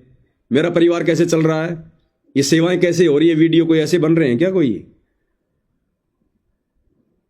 सेवाओं के लिए बाहर जाते हैं, दूर दूर जाते हैं, गाड़ी है, खर्चे हैं, ये सेवा नहीं भाई। ये सेवा थोड़ी है कि आपने चवर का पैसा डाला और मैंने आपको चवर भेज दिया, वो सेवा थोड़ी है। वो तो आपने सामान मंगवाया, मैंने आपको भेज दिया सामान। तो ये सेवा ही है, सेवा है तभी ये सेवाएं हो रही है। जिस दिन ये सेवा नहीं होगी, आप भाई बहनों की तरफ से जो परमात्मा आपसे जो प्रेरणा करके लगवाते हैं, तो मैं अपना कोई छोटा मोटा मैं अपना कोई काम धंधा देखूंगा, फिर ये सेवा थोड़ी हो पाएंगी। फिर थोड़े आप ये लाइव वीडियो देख पाओगे, मैनेजमेंट क्या कर रहा है, क्या क्या गलतियां कर रहा है, कैसे कैसे सावधान होना है, ये थोड़ी जानकारी आपके पास आएगी। फिर थोड़ी हो पाएगी ये। तो सेवा वो ही है, ये सेवाएं चल रही है सारी। दास सुबह उठता है, रात को सोता है, जो भी करता है सेवा ये हो। 1 रुपया खर्च होता है चाहे लाख रुपया खर्च होता है। दास के घर पे आप सबको पता है पिछले 3-4 महीने से 5 ज्योतियां जल रही है। महीने का 1 क्विंटल घी डलता है, और घी दास को डेयरी का नहीं लाता, मजबूरी में जब नहीं मिलता, नहीं तो गांव जाकर दास 1000 रुपए का देसी घी लाता है, 1000 रुपए किलो वाला, कभी 2 क्विंटल, कभी 1.5 क्विंटल। हर महीने का 1 क्विंटल घी लगता है हवन में, जो दास के घर पर जल रही है सात संगत वाले भाई बहनों के लिए। तो 1 महीने का वो जो 1 लाख रुपए का जो घी जल रहा है, वो सेवा नहीं है क्या? महीने का कम से कम 4 से 5 लाख रुपए का खर्चा है दास का। तुम सोच रहे हो कि ऐसे पवन दास लाइव आ जाता है, ऐसे वीडियो बन जाते हैं, पूरा परिवार लगता है दिन रात, जब जाके एक वीडियो तैयार होता है। और दास के कम से कम 12 घंटे लगते हैं, तब जाकर उस वीडियो के छोटे छोटे वीडियो बनते हैं। दास के तो स्मरण भी ढंग से नहीं हो पाते इन सेवाओं के चलते। आप कहते हो कि कौन सी सेवा चालू है, तो ये सेवा नहीं है जो सारे दिन जो हमारी जो चक्री बंदी रहती है, ये सेवा नहीं है। तारीखों पे जाता हूँ, गाड़ियां लेके जाता हूँ, सारा खर्चा है, वो सेवा नहीं है।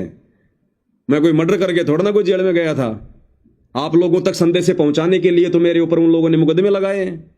तो तारीखों पे जाना, वो खर्चा वर्चा, वो सेवा में नहीं आएगा क्या? भाई ये सेवा ही है सारी। और सेवा क्या होती है बताओ? तो अब सबने सेवा नहीं करनी भाई। 1 रुपया मत डाल देना गलती से, जो भाई बहन रजोगुण में है। आपके घर पर चाहिए करोड़ रखें, अपने घर पे रखो भैया, अपने और काम में लो। पवन दास को मत भेज देना बिल्कुल भी। डाल भी दोगे तो आपकी सेवा नहीं लगेगी। मुझे तो नहीं पता चलेगा किसने डाला किसने नहीं डाला, लेकिन परमात्मा की नजरों में आपकी वो सेवा स्वीकार्य नहीं होगी। जो भाई बहन रजोगुण से दूर हैं, सही भक्ति कर रहे हैं, हंस आत्मा हैं, परमेश्वर की मर्यादाओं में हैं, आपको सारी बातें बता दी गई हैं, समझा दी गई हैं। अगर आप इस कैटेगरी में हैं तो आप अपनी सेवा लगाना भाई, नहीं तो सेवा मुझे भेजने की जरूरत नहीं है। दास अपना मूंगफली का ठेला लगा लेगा, कोई दिक्कत नहीं है। मेरी तो खुद की एक मजबूरी सी बन रही है, क्या करूं मैं? मुझे कोई अच्छा थोड़ी लग रहा है कि तुम भाई बहनों की सेवा के ऊपर अपना परिवार चलाना। मैं तो चाहता हूं कि परमात्मा कब ये सेवा ले, कब मैं अपना छोटा मोटा काम धंधा करूं, लेकिन मालिक ही नहीं चाह रहा तो मैं क्या करूं? तो सेवा केवल उन्हीं की स्वीकार्य होगी जो रजोगुण से दूर हैं और साध संगति से जुड़े हुए हैं, केवल उन्हीं की। बाकी भैया चाहे आप कितना ही धनवान हो, कितने पैसे वाले हों, आपका 1 रुपया भी स्वीकार्य अब नहीं होगा। क्योंकि यहां दास कोई लोभ लालच के चक्कर में सेवा नहीं कर रहा है। मेरा मकसद आपसे कोई धन लेने का नहीं है। दास को तो परमात्मा प्रेरणा करके वीडियो बनवाते हैं आप लोगों से भी माया से दूर रहने के लिए। मैं कैसे आपकी माया अपने घर में घुसेड़ूंगा? तो केवल उन्हीं भाई बहनों के लिए सेवा चालू है और ये सेवा चालू रहेगी जब तक दास सेवा में है। अब ऐसा नहीं है कि 5 दिन बाद बंद हो गई, 6 दिन बंद हो गई। आप भाई बहन कभी भी अपनी सेवा लगा सकते हैं, किसी भी समय लगा सकते हैं आप। दास ने दोनों नंबर दे दिए हैं, गूगल पे फोन पे के, लगवा सकते हैं आप। तो ये छोटा सा संदेशा था। बात तो और भी बहुत सारी है, लेकिन थोड़ा जुकाम खांसी वाला चक्कर है, ज़्यादा बोला नहीं जाता, वरना फिर खांसी आती है। तो बस केवल ये थोड़ी सी जानकारी थी। अब इसमें भी भाई और बहनों ये परीक्षा है भक्तों की, ये भी एक परीक्षा होगी अब साथ संगति से जुड़े भाई बहनों की। अब बहुत सारे भाई बहन तो साथ संगतियों से पीछे कदम हटा लेंगे। कई मुझ पवनदास से राग देवे से ईर्ष्या कर लेंगे। ये आया बड़ा नियम बताने वाला, ये कहेगा वैसे चलेंगे क्या हम? अरे भैया मेरे अनुसार नहीं चलना, मेरे अनुसार नहीं चलना भाई, और ना मैं चलाना चाहता मेरे अनुसार। मैंने तो संदेशा दे दिया, अब आपको क्या लगता है आप जी वैसा करो। तो बहुत सारों के तो मन में दोष आ जाएगा, ये कौन होता है मैं रोकने वाला, हम तो जाएंगे साथ संगतियों में। अब भैया जिसके घर पर साथ संगति है वो जाने, आपको रोकेगा या फिर वहां बैठाएगा आपकी पूजा करेगा, वो जाने। अब मेरा काम तो संदेशा देने का है। मेरे घर पर तो साथ संगतियां है नहीं, ना मेरे घर पर साथ संगतियां हो सकती, क्योंकि मेरा जो बड़ा लड़का है लोकेंद्र दास, उसने भाई अपनी रमेणी कर ली, अपनी पसंद की लड़की से उसने रमेणी कर ली। जगत वाली वो लड़की है, हालांकि वो उसको साल भर से उसको भक्ति वो बता रहा था, सिखा रहा था। नाम ले रमेणी होते ही उसने संकल्प दीक्षा ले ली, लेकिन है दोनों रजोगुण में। तो मेरे घर पर भी नहीं हो सकती साथ संगति। अगर मैं ये सोचता कि भाई मेरा लड़का भी रजोगुण में है और मैं ये मैसेज डालूंगा तो फिर मेरे घर पर भी नहीं होगी, तो नहीं हो तो ना हो। नियम सबके लिए बराबर है, नियम पानी सबके लिए बराबर है। अगर पक्षपात करूंगा तो सबसे पहले मैं ही मरूंगा। कबीर सागर की वाणियां नहीं पढ़ी क्या? पक्ष करेगा जो नीचे गिरेगा। अगर नाद वाले गुरु के वचन वाले शिष्य अगर पक्षपात करेंगे तो वो भी नीचे गिरेंगे। तो मेरे घर पर भी साथ संगति नहीं हो सकती भाई, क्योंकि मेरा जो बड़ा लड़का है वो भी रजोगुण में है, लेकिन भक्ति कर रहे हैं, अच्छी कर रहे हैं, बहुत बढ़िया कर रहे हैं, सेवा भी कर रहा है। लेकिन नियम तो नियम है भाई, मैं साथ संगति नहीं रखवा सकता। इसीलिए जयपुर में साथ संगति नहीं है। बार बार भाई बहनों ने साथ संगतियां रखवाई है, उनसे संपर्क करो। यूपी में कौन रखवा रहा है, एमपी में कौन रखवा रहा है, मैसेज तो हम डालते ही नहीं सार्वजनिक। तो जहां जहां आपकी जानकारी है आप भाई बहनों से जुड़े हुए हैं, उनसे संपर्क करो, उनसे पूछ लो पहले सारी बातें कि भैया आपने पवन भगत जी का लाइव देखा कि नहीं देखा, आप उस मर्यादा में रह के साथ संगति रखवा रहे हैं कि नहीं रखवा रहे हैं। उसके बाद में आप वहां जाओ और साथ संगति में आने वाले से प्यार प्रेम से प्रार्थना करो कि पवन भगत जी जब लाइव आए थे विषय वासना के बारे में बताया था, आप भगत जी उस मर्यादा में हो क्या? और वो कहे कि हाँ भगत जी मालिक की दया है, तो आओ फिर अंदर। वो कहते हैं नहीं भगत जी मालिक की दया नहीं है, तो भगत जी देखो खाना पाना खाओ, चाय पानी पियो, जो भी है, बाकी भगत जी साथ संगति में फिर आप अलाउ नहीं है। तो पूछना भी है आने वाले को, ये नहीं कि साहब ये तो मेरा जानकार है, वो तेरा भले जानकार है, तेरे को क्या पता मुंह कड़ा करके आया 2 मिनट पहले। तो आपकी जिम्मेदारी बनती है, फिर आप दोषी नहीं रहेंगे। 24 घंटे आपके पाड़ोस वाला भगत जो आपको पता कि ये रजोगुण से दूर है, यानी मैं पवन दास भी अगर साथ संगति में जाता हूं और जिस भगत के घर पर साथ संगति है उसकी जिम्मेदारी बनती है, वहां पहुंचते ही सबसे पहले मेरे से ही प्रार्थना करेगा, सच्चाई भगत जी जो लाइव वीडियो में जो बातें हुई थी रजोगुण को लेकर, तो आपके ऊपर मालिक की दया है क्या? और मैं कह दूं हाँ भगत जी मालिक की दया है दास के ऊपर, मैं उन मर्यादाओं में हूं, तो एंट्री है अंदर, नहीं तो चाय पानी पिला के वापस बाहर करो। तो भैया नियम सबके लिए है, ऐसा नहीं है कि पवन दास कोई अपनों को छोड़ता है। मेरा कोई अपना पराया नहीं है, मेरा अपना केवल मेरा भगवान है, मेरा गुरु है, और कोई नहीं है भाई। तमेव माता च पिता तमेव, तमेव बंधु च सखा तमेव। तो कोई भी हो, नियम सबके लिए बराबर लागू है, तभी मालिक दया करेंगे, नहीं 2 मिनट में उठा बैठेंगे। यहाँ कोई किसी का नहीं है, हड़के मत लेना इस मार्ग को। तो केवल साथ संगति से जुड़े हुए और रजोगुण से पूरी तरह से दूर वही भगत भाई बहन अपनी सेवा जब मर्जी कभी भी कितनी भी कैसी भी लगा सकते हैं, उनके लिए कोई रोक टोक नहीं है। बाकी लोगों को बिल्कुल भी अलाउ नहीं है। अगर लगानी है तो भैया परमात्मा से प्रार्थना करो, पहले रजोगुण से दूर हो जाओ, कम से कम 2-3 महीने रिहर्सल करो। यदि आप 2-3 महीने रजोगुण से दूर रह चुके हैं, यानी 2-3 महीने जो रह जाएगा इसका मतलब परमात्मा दया कर रहा है, तो वो भाई बहन साथ संगति में सेवा लगा सकते हैं, दूसरे भाई बहन योग्य नहीं है। और भैया मैं जो मैसेज देता हूं ना, मैं ये नहीं देखता कि कौन मेरे विरोध में आएगा, कौन मुझे अच्छा बताएगा, कौन मुझे बुरा बताएगा। मैंने ना कोई संत बनना, ना कोई महाराज बनना, ना कोई आश्रम खोलना, ना कोई मान बढ़ाई चाहिए, ना मैंने किसी का कोई पैसा टका चाहिए, कुछ नहीं चाहिए भैया।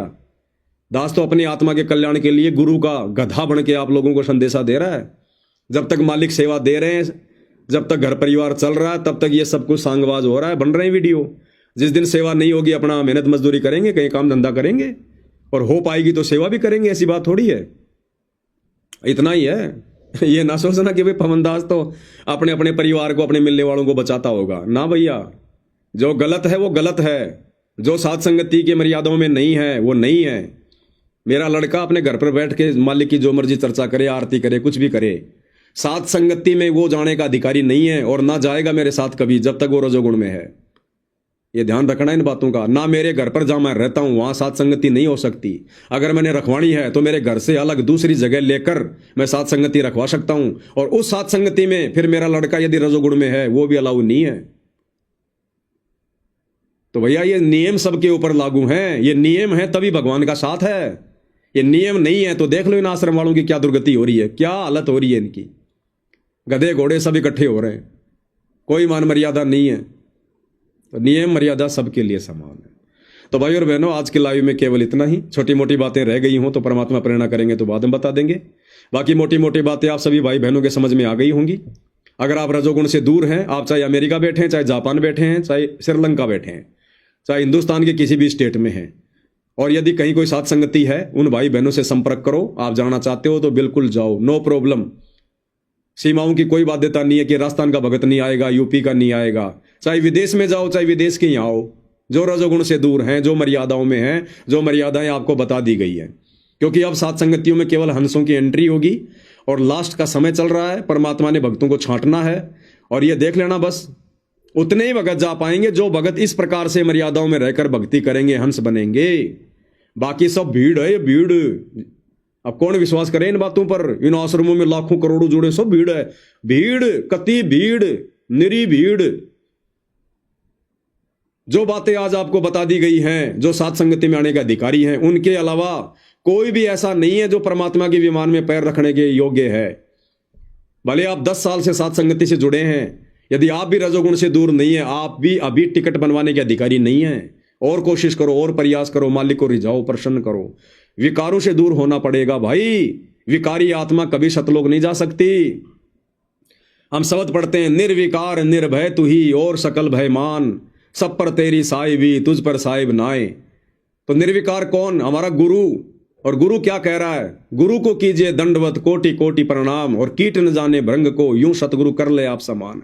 सतगुरु क्या चाहता है? हमें अपना जैसा बनाना चाहता है। कीट न जाने भृंग को यूं सतगुरु कर ले आप समान। हमारे सतगुरु रजोगुण में है क्या? और सतगुरु कह रहे हैं कि मैं तुम्हें अपने जैसा बनाकर सतलोक लेकर जाऊंगा।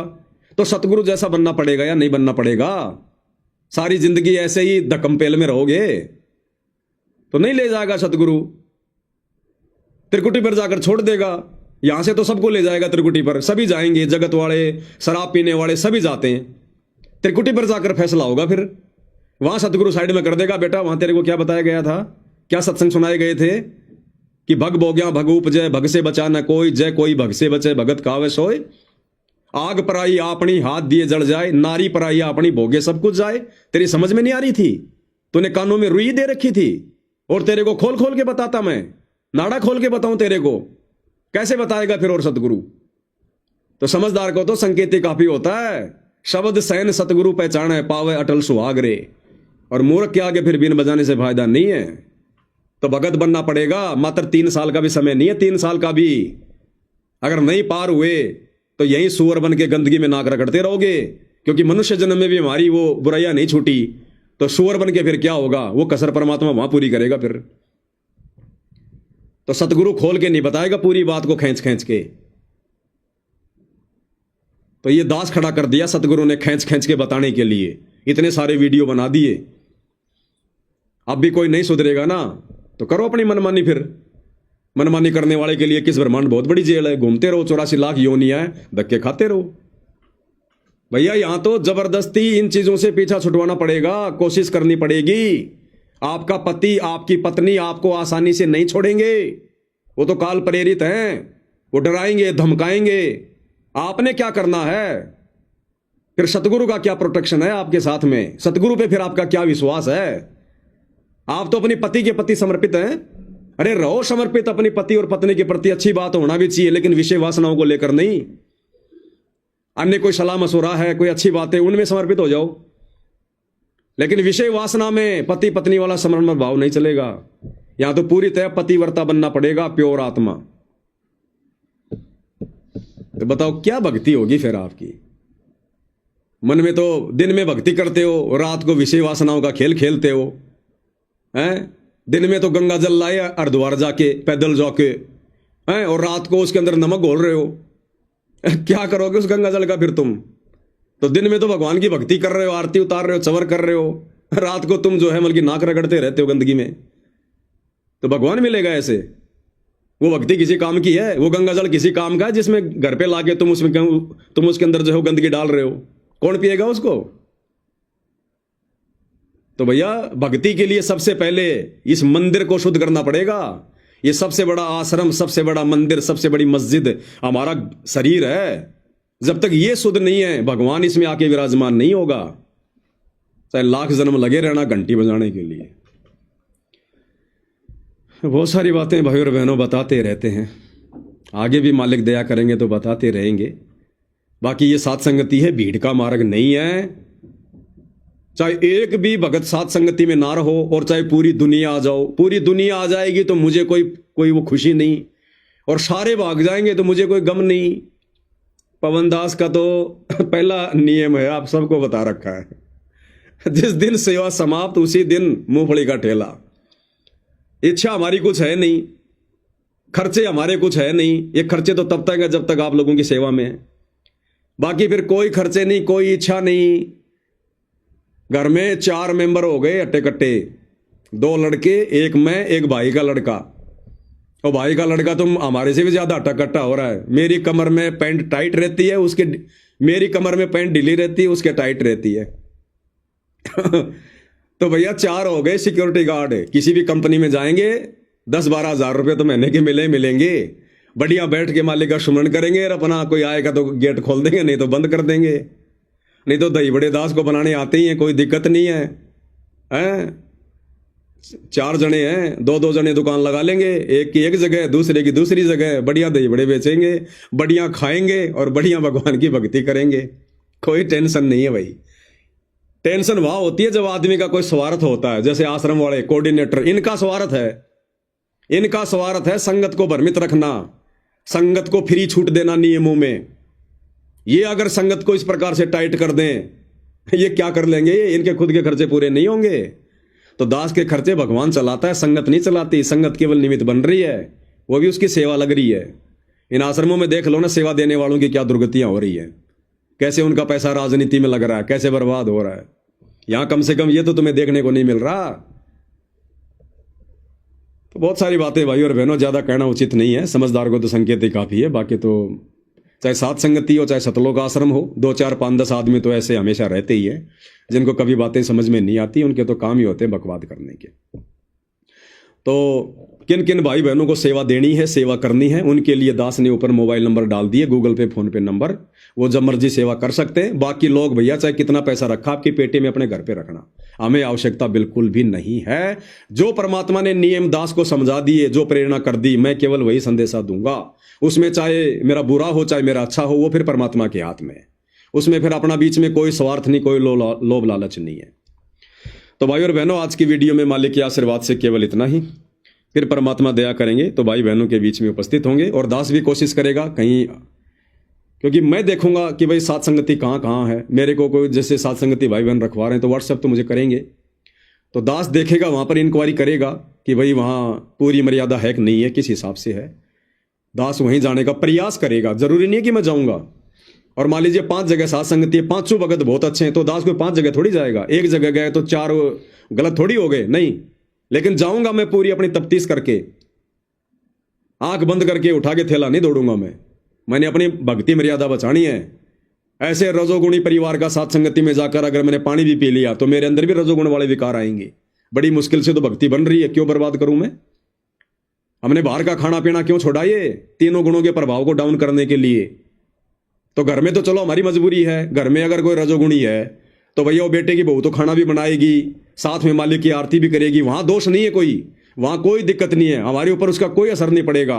लेकिन जहां हम आसानी से हम बच सकते हैं और वहां भी जाकर ये बकवाद करेंगे, फिर हम नहीं बच पाएंगे। तो भाई बहन कोशिश करो, प्रयास करो परमात्मा को और अधिक प्रसन्न करने की, खुद भी कोशिश करो इन बुराइयों से दूर हटने की। अरे बच्चे पैदा करके वंश चलाना कोई जरूरी नहीं है इस मार्ग में। परमात्मा कहते ये आवन जान बखेड़ा, या कौन बसावे खेड़ा। अरे आना जाना बखेड़ा है ये, क्यों काल का भोजन तैयार कर रहे हो। अगर समझ में आ गया, चलो रवेणी हो गई तेरी, बहुत अच्छी बात है। बच्चे पैदा करना कोई जरूरी है, कोई ये दुनिया कर रही, क्या कर रहे हैं सारे, कोई ठेला लगा रहा है, कोई भाग रहा है, कोई चपड़ासी है, कोई क्या है, कोई क्या है। सारा दिन पूरी दुनिया बेगार में घूम रही है, तो कौन सा उनको ब्रह्मा विष्णु महेश बना देगा। तो मालिक की भक्ति करो, ठीक है रवेणी हो गई, अब तेरा खाना बनाने वाली, तेरे कपड़े धोने वाली आ गई, तेरे को भी आसान हो गया, उसको भी बैठे बैठे राशन मिल जाएगा, तू काम करेगा, वो तेरे घर पे काम करेगी। भाई बहन के रिश्ते बनाओ, अपनी भक्ति करो, क्या मिलेगा उस गंदगी में, क्या नाक रगड़ना उसमें। वो तो वैसे तो विकार है, तुम्हें पता कि विकार भगवान को बिल्कुल भी नहीं है पसंद, और फिर भी हम जानबूझकर विकार कर रहे हैं, फिर भक्ति का भी दिखावा कर रहे हैं, फिर हम भगत हैं। तो ये तो भाई और बहनों देखो, फिर अपने अपने बुद्धि विवेक की बात है, दबाव की बातें नहीं है। ये तो बहुत ही अग्रिम लेवल की बातें हैं। कोई विशेष, कोई बिरला आत्मा होंगी जिनके समझ में आएंगी, और कोई बिरले होंगे जो इन चीजों का सामना करेंगे। बाकी तो गरीबदास जी ने कह दिया, दास गरीब कहे नर लोई, सतगुरु को चीन बिरला कोई। ये संसार विघन की घाटी, कोई निकलेगा बिरला सूर। तो भाई बिरला सूर बनो, तब फायदा है ये संघर्ष करने का, भक्ति करने का, 2 नाव की सवारी में नहीं। तो भाई और बहनों, आज की साथ संगति में इतना ही। मन कर्म वचन से दास से कोई गलती हो गई तो सभी भाई बहनों से करबद्ध क्षमा प्रार्थी हूं। बंदी छोड़ सतगुरु रामपाल जी परमेश्वर जी की जय हो। वो अपने स्टेट में रहे सब दूसरे